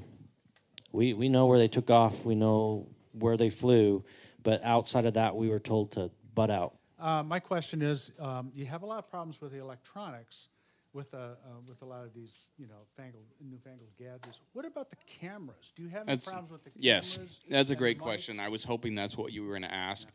So you have to realize Thank you, that there's probably at all times 5 or 6 of these big shoulder-mounted cameras, and unfortunately for us, the way the network likes it is they don't want to do what they call break the fourth wall. It would be a whole additional, and it's frustrating to us because it would show just that much more what's actually going on there. But we've lost days of both audio and video where multiple cameras will have the hard drives, their memory cards, completely wiped, and we lose everything. Same thing with audio. When we did a whole segment where we did ground penetrating radar up on top of the Mesa, that never aired because the audio bag that has a redundant system that records on these memory cards were both wiped, and there was no audio to go along with the video. So yes, it happens a lot. Fortunately, there's, like I said, 5 or 6, so there's redundancy, but many times we've had to stop down because they'll either lose batteries or they're like, it's not recording, or at the end of the day, they'll go to pull the footage from it and there's nothing on it. Yeah, it's strange. This is not just Skinwalker, but it's like every paranormal investigation, or you're out UFO observation, where suddenly your cell phones die, your batteries die. Why didn't you get a picture, right? Or what? Yeah, just real quick to answer that question. If you remember back to the scene, I think it was season 1, when the radiation detectors go off behind Homestead 2 with Travis. That footage that you're watching on television was filmed with our producer's iPhone, because the network cameras that were covering it at the same time that those detectors went off, all the network cameras crashed. And the producer had the presence of mind to pull his cell phone out and watch it. So what you're seeing on television was literally filmed on his iPhone. Was that with the pit? Yeah, with the cistern there behind the cistern, homestead. And that was the same time that we were up on the Mesa doing the ground penetrating radar with this long drag along thing, and we lost all the audio signal on that. So they never even showed where we were. It just showed Travis and Jim back behind the homestead. So yeah, we fight with that constantly. All right. What's your name? Linda. Linda. Question only, Linda. Can you do it? Okay. So on Beyond Skinwalker Ranch, they brought in remote viewers to a certain ranch. I won't go into that, but have they ever thought of bringing psychic or remote viewers to this ranch to get information from either the entity or consciousness? Linda, that's a great question right there. Thank you, Linda. That is a great question, a great idea, and we filmed an amazing segment with that. Yeah, we really did, and unfortunately, we can't speak to it a lot because they have the rights to bring that back. You know, if anything that's been filmed by the network, they can deem any time in the future to do it. Needless to say, that's not a new idea and we would love for that to be shown. So I don't know why it hasn't. Well, so we're told constantly when we film that we have to make it understandable for a fifth grader, and it's hard for us. I mean, I don't want to bad speak the network or anything. We appreciate we have a great team, and they're all professionals. But it is frustrating for us sometimes because some of the stuff we do, we know that our audience is much smarter than they give them credit for. And if they would just air it, like, people would appreciate the data. But so it's something that we hope that they'll bring it back. But dug into, and we've done it. Right on. Yeah, consciousness is, and that element of this, it's key. Well, and now I wish I could we say appreciate the fact that our scientists are open-minded. I mean, they're not there subscribing to, yes, this is real or that's real. They're just saying we'll set up an experiment and we'll see what the data says. And so I appreciate that our scientists are at least open-minded enough to go venture into those different arenas, and then ultimately at the end of the day it's or have become up to the network whether it makes it on television or not. Have become open-minded enough, because in the beginning, like, you know, we've shared this before, Travis was extremely closed-minded and told us we were all crazy and that there wasn't nothing on that ranch happening I can't explain away with science. Okay. So yes or no question, rapid fire, all three. Yes or no? No. Are you fully woo-woo now, Thomas? Yes or no? Yes. Yes. Bryant, are you fully woo-woo? Yeah. Kaleb, are you fully woo-woo? Yeah. I love it. There you go. All right. What's your name? Siobhan. Siobhan, question only. Okay. Way back, our early seasons, 1, 2, there was a whole lot of stuff at Homestead 2 going on and concerns about something underground and to bringing stuff out and doing ground print. Whatever happened? That seems to all of a sudden we were other places. Can you talk to what was happening? So Homestead 2 is absolutely still a priority and something that, you know, has been known as a hot spot for activity. Honestly, we've had so many things happening at the Triangle and the drill site and things like that it's still looked into and we monitor it constantly, but there's so much other stuff we haven't been able to go back to do as much, but it is obviously a high priority to the investigation. Continue to see high strangeness there. Yeah, so Absolutely. think the frozen rocket from season 5. That was at Homestead 2. And stay tuned on some more stuff. Thomas, you were going to say something? No, it just comes down to time and resources, and it definitely is very high interest to us. But I think that the scientific data we've been able to gather, the hard concrete stuff, has been at the drill site and the Triangle and the East Canyons, and that's kind of what's gotten the focus. But I'm sure that given time, we'll be back over there following up on some of that. Okay, show of hands for the three of you, real quick. I'll get to you right now. Is there a spaceship underneath the Mesa? I'm not kidding. It's an honest question. What do you think is under there? I'm not even going to venture, but I'll tell you this. You think the metal was cool that we pulled out of the Mesa, Right. That whenever we pulled Season it out. 3. You just wait until you see season 6. Okay. You're a good hype man. Bryant, you think there's a spaceship under there? I do. I don't know if I'm ready to go there yet, but there's definitely something interesting. There's something there. Kaleb, what do you think's under there? You know, I kind of naturally have to be, oh no. So I'm hoping it's something else. Okay. But there is something very. What's your name? there. Teresa, do you think there's a spaceship under the Mesa? Something under there. I'm telling you, there's something under there. All right, question only, Teresa. Thank you guys for coming. Welcome. I'm got a question on the hertz. The one, what is it, 1.6 or 1.6? And the one episode toward the end, the signal came back from the cosmos, didn't it? Wasn't there a return signal back? It seems like, yeah, somewhere there was a return. Which signal back. can you? Which It's toward the end of the seasons. last year? Probably the last one they. You're like me. It's like I don't know. I don't know. I lose one of track them. I just. Yeah. But anyway, the signal came back, and then somebody mentioned a portal might be opening. If you went through that portal, would you be able to come back through? Would you go through if you Yeah. had a chance? Yep. You would do it? I would. Yeah. Well, for me, it depends on the food.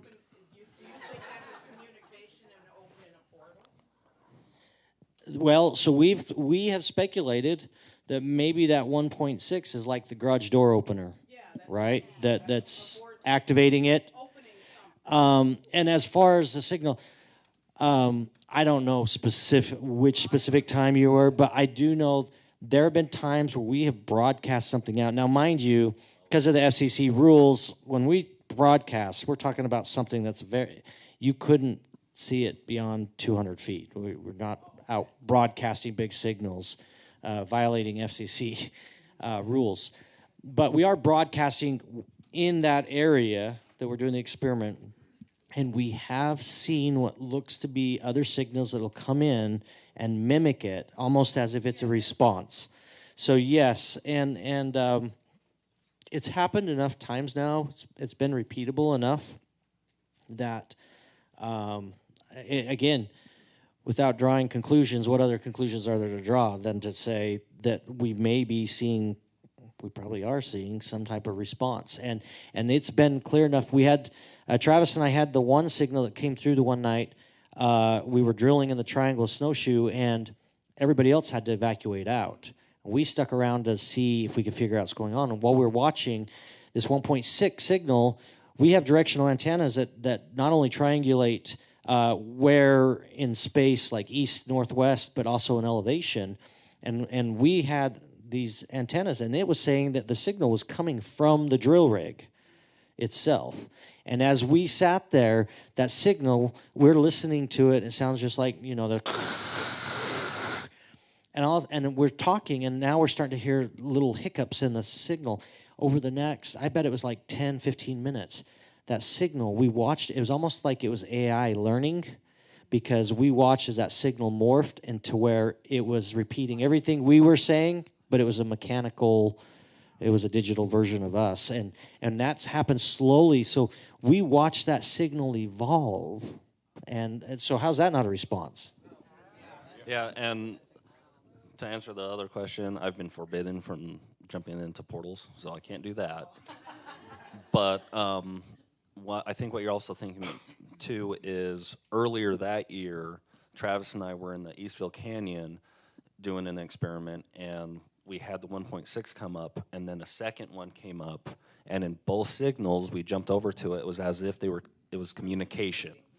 And when we tuned into it to listen to it, it was like think signs when they're sitting on the car listening to the aliens click back and forth at each other. That's what it sounded like. And so we were like, what the is going on? And, What the what? Yeah. Nephews are here. I can't. Yeah. So Travis and I were like, what is going on here? And that's something you see in the first episode, I think, of season 5. Thank you, Teresa. Great questions. Hi, what's your name? Deborah. Deborah, you ready? Question only. Yes, this is in season 5. I'm interested in the giant dome that you have finally been able to visualize around the triangle. Do you have an idea of what kind of energy or something that's making that, and where or when it's being generated from? Someone already knows what I'm about to say. You're going to love season 6. Yep. And because we're very curious about it. Yeah. We Yeah. Yep. So we got a lot more hard data and some really crazy stuff in regards to that. Does it feel different? Thank you. Does it feel different when you walk into the triangle? Stay tuned. No, does it feel different? If just on a normal basis you walk in there, does it feel weird? Yeah. No. No. Like, to me, I've spent a lot of time out there. It's hot. See, windy, you're not fully woo stuff. yet. You No, I said- am, but like I said, sometimes there is a sensitivity on an individual level. Like I said yesterday when we were speaking, I could be standing right next to somebody who's having a crazy reaction, that sensation of smelling something, tasting something, the hair on their body standing on end to them, but to not me. So, Nah. you know. Now that I've mentioned it, every time you step into the triangle, you're going to be like, man, why'd Jimmy bring that up? Yeah. I can't even walk through this now. Yeah. There you go. Okay. Yeah. I should clarify on that a little bit. It's not like you walk out and it's instantaneous kind of thing, right? It's like you walk out there and like Bryant saying this, it's like situational. So like you could go, a year or two and not have that happen. But one of the things that they won't show because it's never been recorded, but when we tune certain radios to certain frequencies and drive through, you'll hear that white noise change. And it's not all the time, but it's repeatable enough. Everybody in this room wants that to happen. That's all they do. They want to experience a special area or feel the tingle and the magic of certain places on this planet. We go out and look for it. So am I right? Just don't drive your rental car in there, because we had two separate occasions where it locked the doors on people with their keys left inside at the Triangle that had to shut down production for a while to get cars unlocked. What's your name? Evelyn. Evelyn, question. My question is in regards to something that Brandon said in season 2 or 3 when he was talking about the Mr. Bigelow and some of the past families had bad things happen personally in their families of the history of the ranch. And he alluded to the fact that none of that is happening today because of maybe his intentions and that he doesn't take any profit.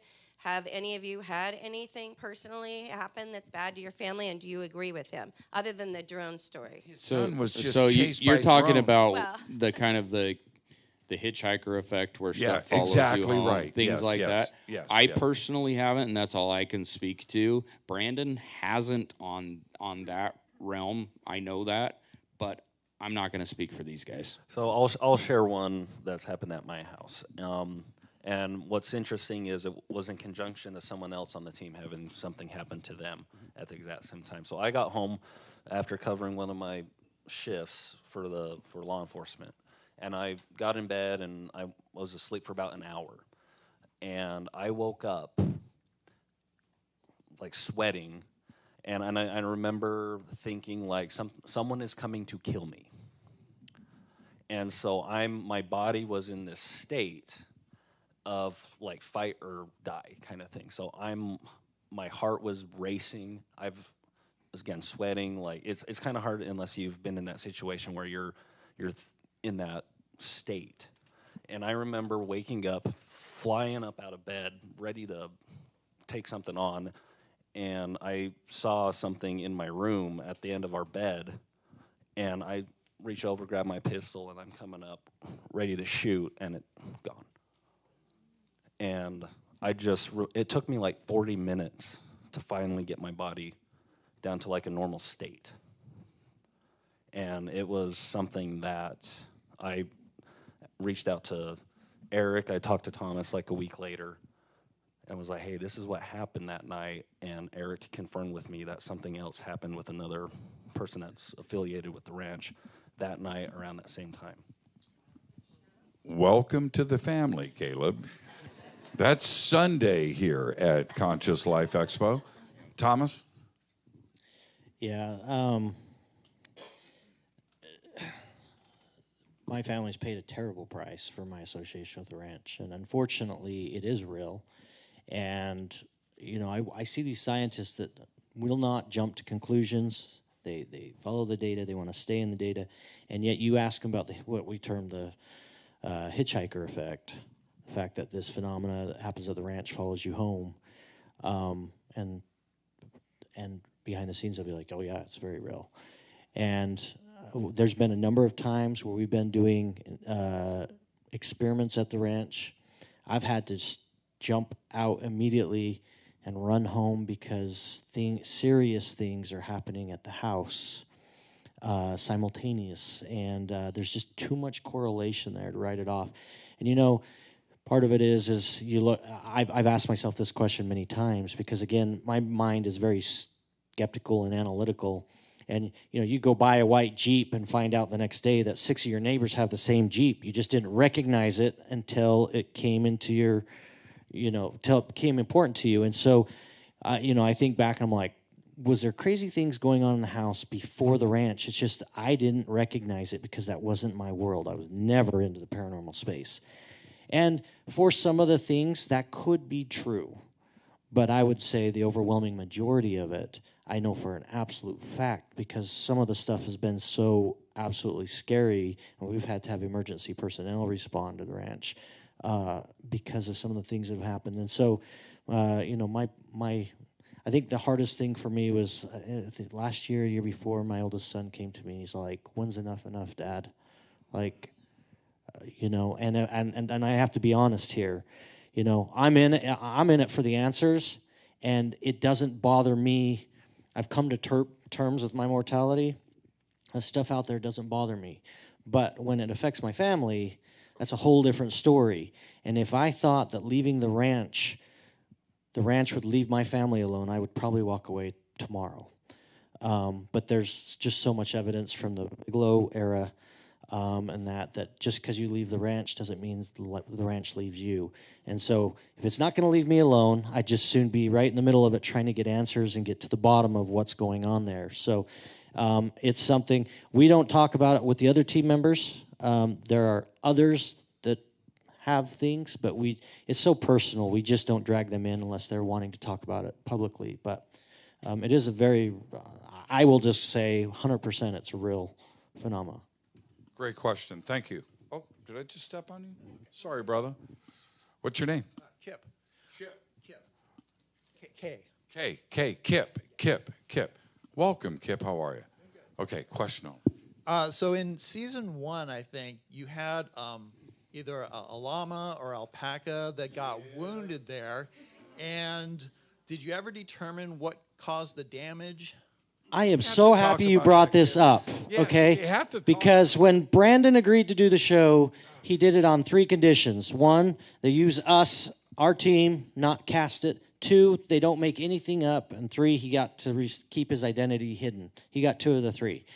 The alpaca episode is the one episode that I hang my head in shame, and the network knows this. I'm not afraid to say it, okay? The fact of the matter is that, yes, the cameras facing the corral did go down. That's strange. We don't know why just that camera facing the corral went down. But we had dozens of other cameras everywhere else, and there was absolutely no mistaking what it was. It was a pack of dogs that came in and attacked those alpacas, and we saw them coming in, we saw them going out, and I feel bad that episode was distorted to make it sound like we didn't know what it was. And we literally called them the next day, and we said, if you ever pull that stunt again, we're out. And because there was enough strange things that happened with it that did make it, you know, the alpacas have been there for less than 12 hours when they got attacked. And we'd had animals on the ranch. I've been there for a couple of years. Nothing had ever been touched. So why was it that within 12 hours, those animals that have been living around the periphery, I'd seen them for years, suddenly came in and decided to attack? And then why did the one camera facing the corral that had the straight-on view of that, why did that camera turn itself off? And then when the attack's done, turn itself back on? That's strange, right? So, but we know what it was that attacked them, and I'm really glad that you asked that, because that's, out of the entire series of our show, that's the only one that I feel was not 100% honest in the way it was portrayed. Let's face it, that alpaca was the cutest thing ever, right? And to How see can you it not love cry him? and scream, it was just Oh, brutal. it was horrific. painful. And Yeah. we Thank you, Kip. Thank you for your bringing question. I that up. appreciate that. Yeah. Hi. Hi, I'm Lisa. Lisa. Welcome. What's your question? 2 words, dire wolf. Stay tuned. That's getting so weak, Kaleb. Well, you know what, though? Like, we could talk a little bit about that because what you saw on television, like Ben, our biologist, when he came back to us, of course, we captured the jawbone, right? When he came back and we did, I think it was a virtual scene with him. Yep. So what he did is he went through and we get him that jawbone, and he took a coyote, a coy wolf, and a gray wolf. And so Way more than that, because he had dogs, he had bears. Well, yeah, the so point he was did a is bunch that it of was a tests. very prolonged, long meeting with him where he was very detailed and he went through methodically and showed why it could or couldn't be each one. And what I'll always remember the first thing he said to us when that meeting started. He was like, guys, I don't even want to tell you what this is. Because he's like, if you had just given me this jawbone and told me initially what it was, he would say it's a dire wolf. And so you have there's a couple things you have to realize here. So the eastern gray wolf is what is in North America. There's no Eurasian wolf. There's no Eastern European wolf. There's all these other wolf species out there. It's the eastern gray wolf that is out here. And what he did is he took that jawbone and one for one matched them up to bones. And he has a fossilized dire wolf because one of Ben's jobs he's held was to recreate and build skeletons for museums. So he knows how they look, he knows their structure, he knows how to put them together and what they look like. And he asked us if we would be able to go back and get the rest of the skull, because he's like, the one thing that would absolutely for sure show what this is the sagittal crest where all the muscles meet, right? But, you know, when we found that thing, we were like, this is just a dog. This is just some animal that when you're floated walking down the river. river and you come across a carcass, your conscious, your practical mind thinks, oh, look, it's a dead coyote that somehow died here. And it was already in a pretty putrid state. And so it wasn't from lack of trying, but when we went back a few days later, it had decayed such that the head had completely fallen off. And we basically scooped up the rest of the wolf soup that was left in there, which was not fun. And got him as much tissue as we could and the other bones, but the head had already completely come off and gone down. Yeah, I remember when we lifted the head up out of the water that first time, and you see the jaw drop and the tongue's like, you know, I was like, oh, that's pretty cool. But we lifted it up a couple times, and those canines, they're like tusks. And that was the other thing that Ben said. He's like, when you go back and look at direwolf, those front teeth, they're big canines, they're like tusks, because a gray wolf is 30 to 40% larger than the normal gray wolf. And so if you guys know how big gray wolves get, they get up to like 250 to 300 pounds, a big alpha male. Add another like 30, 40, 50 pounds onto that, make it even bigger. They're going after bison that are 10,000 pounds, right? They're fighting saber-toothed tigers. Like, these are serious predators that were here at that 10,000 to 14,000 years ago. And the other thing that really stuck out was the dental structure of a direwolf bone. So direwolves, every single skeleton they've ever found, there's the canine and then there's 5 teeth. Modern day canines, coyotes, your dogs, gray wolves, whatever, all have 6 or 7. That jawbone that we pulled out had 5. Stay tuned. Yeah. Great question. Hi, what's your name? Mike. Well, no, what's your question? What's your name? Mike, what's your question? So you said you couldn't get a good picture of the drone on your driveway, the 8-foot drone. Can you describe exactly what it looked like? I can't because I didn't see it, but Okay, hold on.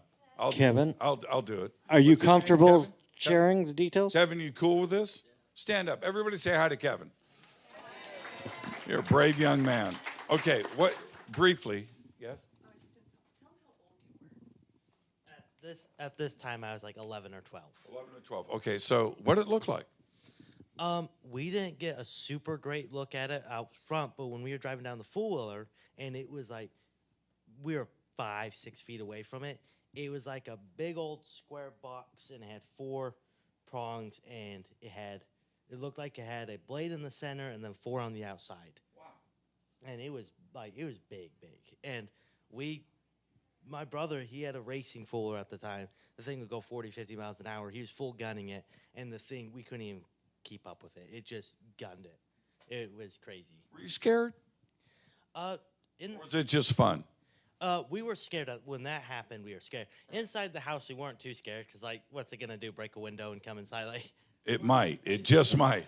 we weren't too scared in the house besides, like, if it's surveillance, we closed all the curtains, and at this time we had several big dogs and guard dogs, so and they were freaking out, but it wasn't like we were super scared at that time. You said it had a prop in the middle? Yeah, it looked like there was 4 prongs out, and they had it, and then there was like hollow in the center with one in the center. I've never seen anything like that. Wow, it's crazy. Thank you, Kevin. Thank you. Good job, Kevin. Seriously, man. Thanks, Kevin. Hi, what's your name? Rick. Rick, what's your question? Okay, hi. So this is season 6 stuff, so I don't know if you guys can comment. If you can't, that's okay. But Brandon revealed in an interview that you guys were able to interact with a presence on the ranch, and that it responded back saying something like, "I live," on a screen. Okay, so that actually speaks to something that happened. He's probably speaking of an instance that our principal investigator, Eric Bard, had. And is that on the Insider? I would say, yeah, because that's a long story. It is a long story. But if you want the best version of that, so yes, that did happen. And again, you can take it however you want, but the fact of the matter is Eric said something out loud, posed a statement, and then that happened at this computer, which seemed to imply a response. He tells that story in detail on our website. If you go to skinwalker-ranch.com, that's whole stories are recorded. It'd take more time than we have to give it any justice. But yes, it is a fact, and you can find a very detailed from the first-hand witness, Eric Bard, about what happened. So I would encourage you to go check that out. It is not. No, that actually happened before the docu-series the production, ever happened. anything like that. I think that was 2018 when that happened. Yeah. It was one of the things that got Eric Bard really interested into what's going on. Thank you for that, Rick. Great question. Hi, what's your name? Azure. What? Azure. That's not real. It's the color blue. Oh, Azure. That's what you should have said. How are you guys doing? Speaking of hidden spaceships, have you guys heard about the Baltic Sea anomaly, and any thoughts on that? Nope, that's the first I've... You look it up, it looks like the Millennium Falcon. So. Okay, yeah, we'll have to check it out. Okay, all right. Thanks for bringing it to our attention. Yeah, great question. Baltic Sea anomaly, 150 feet under the water. X-Expedition is the team behind it. Azure, great question. Are you from the X? Do you live out there? You're a Star Wars fan. Okay, got it. Who isn't in Star Wars? It looks like the Millennium Falcon. Scraped across the ground for about a quarter mile. The mark is there. It's interesting you bring that parallel up because early on, before any sort of docuseries or any real surveillance out on the ranch, we had someone out there taking pictures, and they saw a craft that at first glance, when you show it to somebody, you ask them what their opinion is, and they say, that looks like the Millennium Falcon. So Really? we've actually have, photographic evidence of some sort of a craft above the Mesa on the ranch that has those same similarities. So See, we'll have to Azure, check it out and that do was the a parallels. great question. Thank you. Yeah. Thank you. There you go. Hi, what's your name? Shalise. Shalise, what's your question?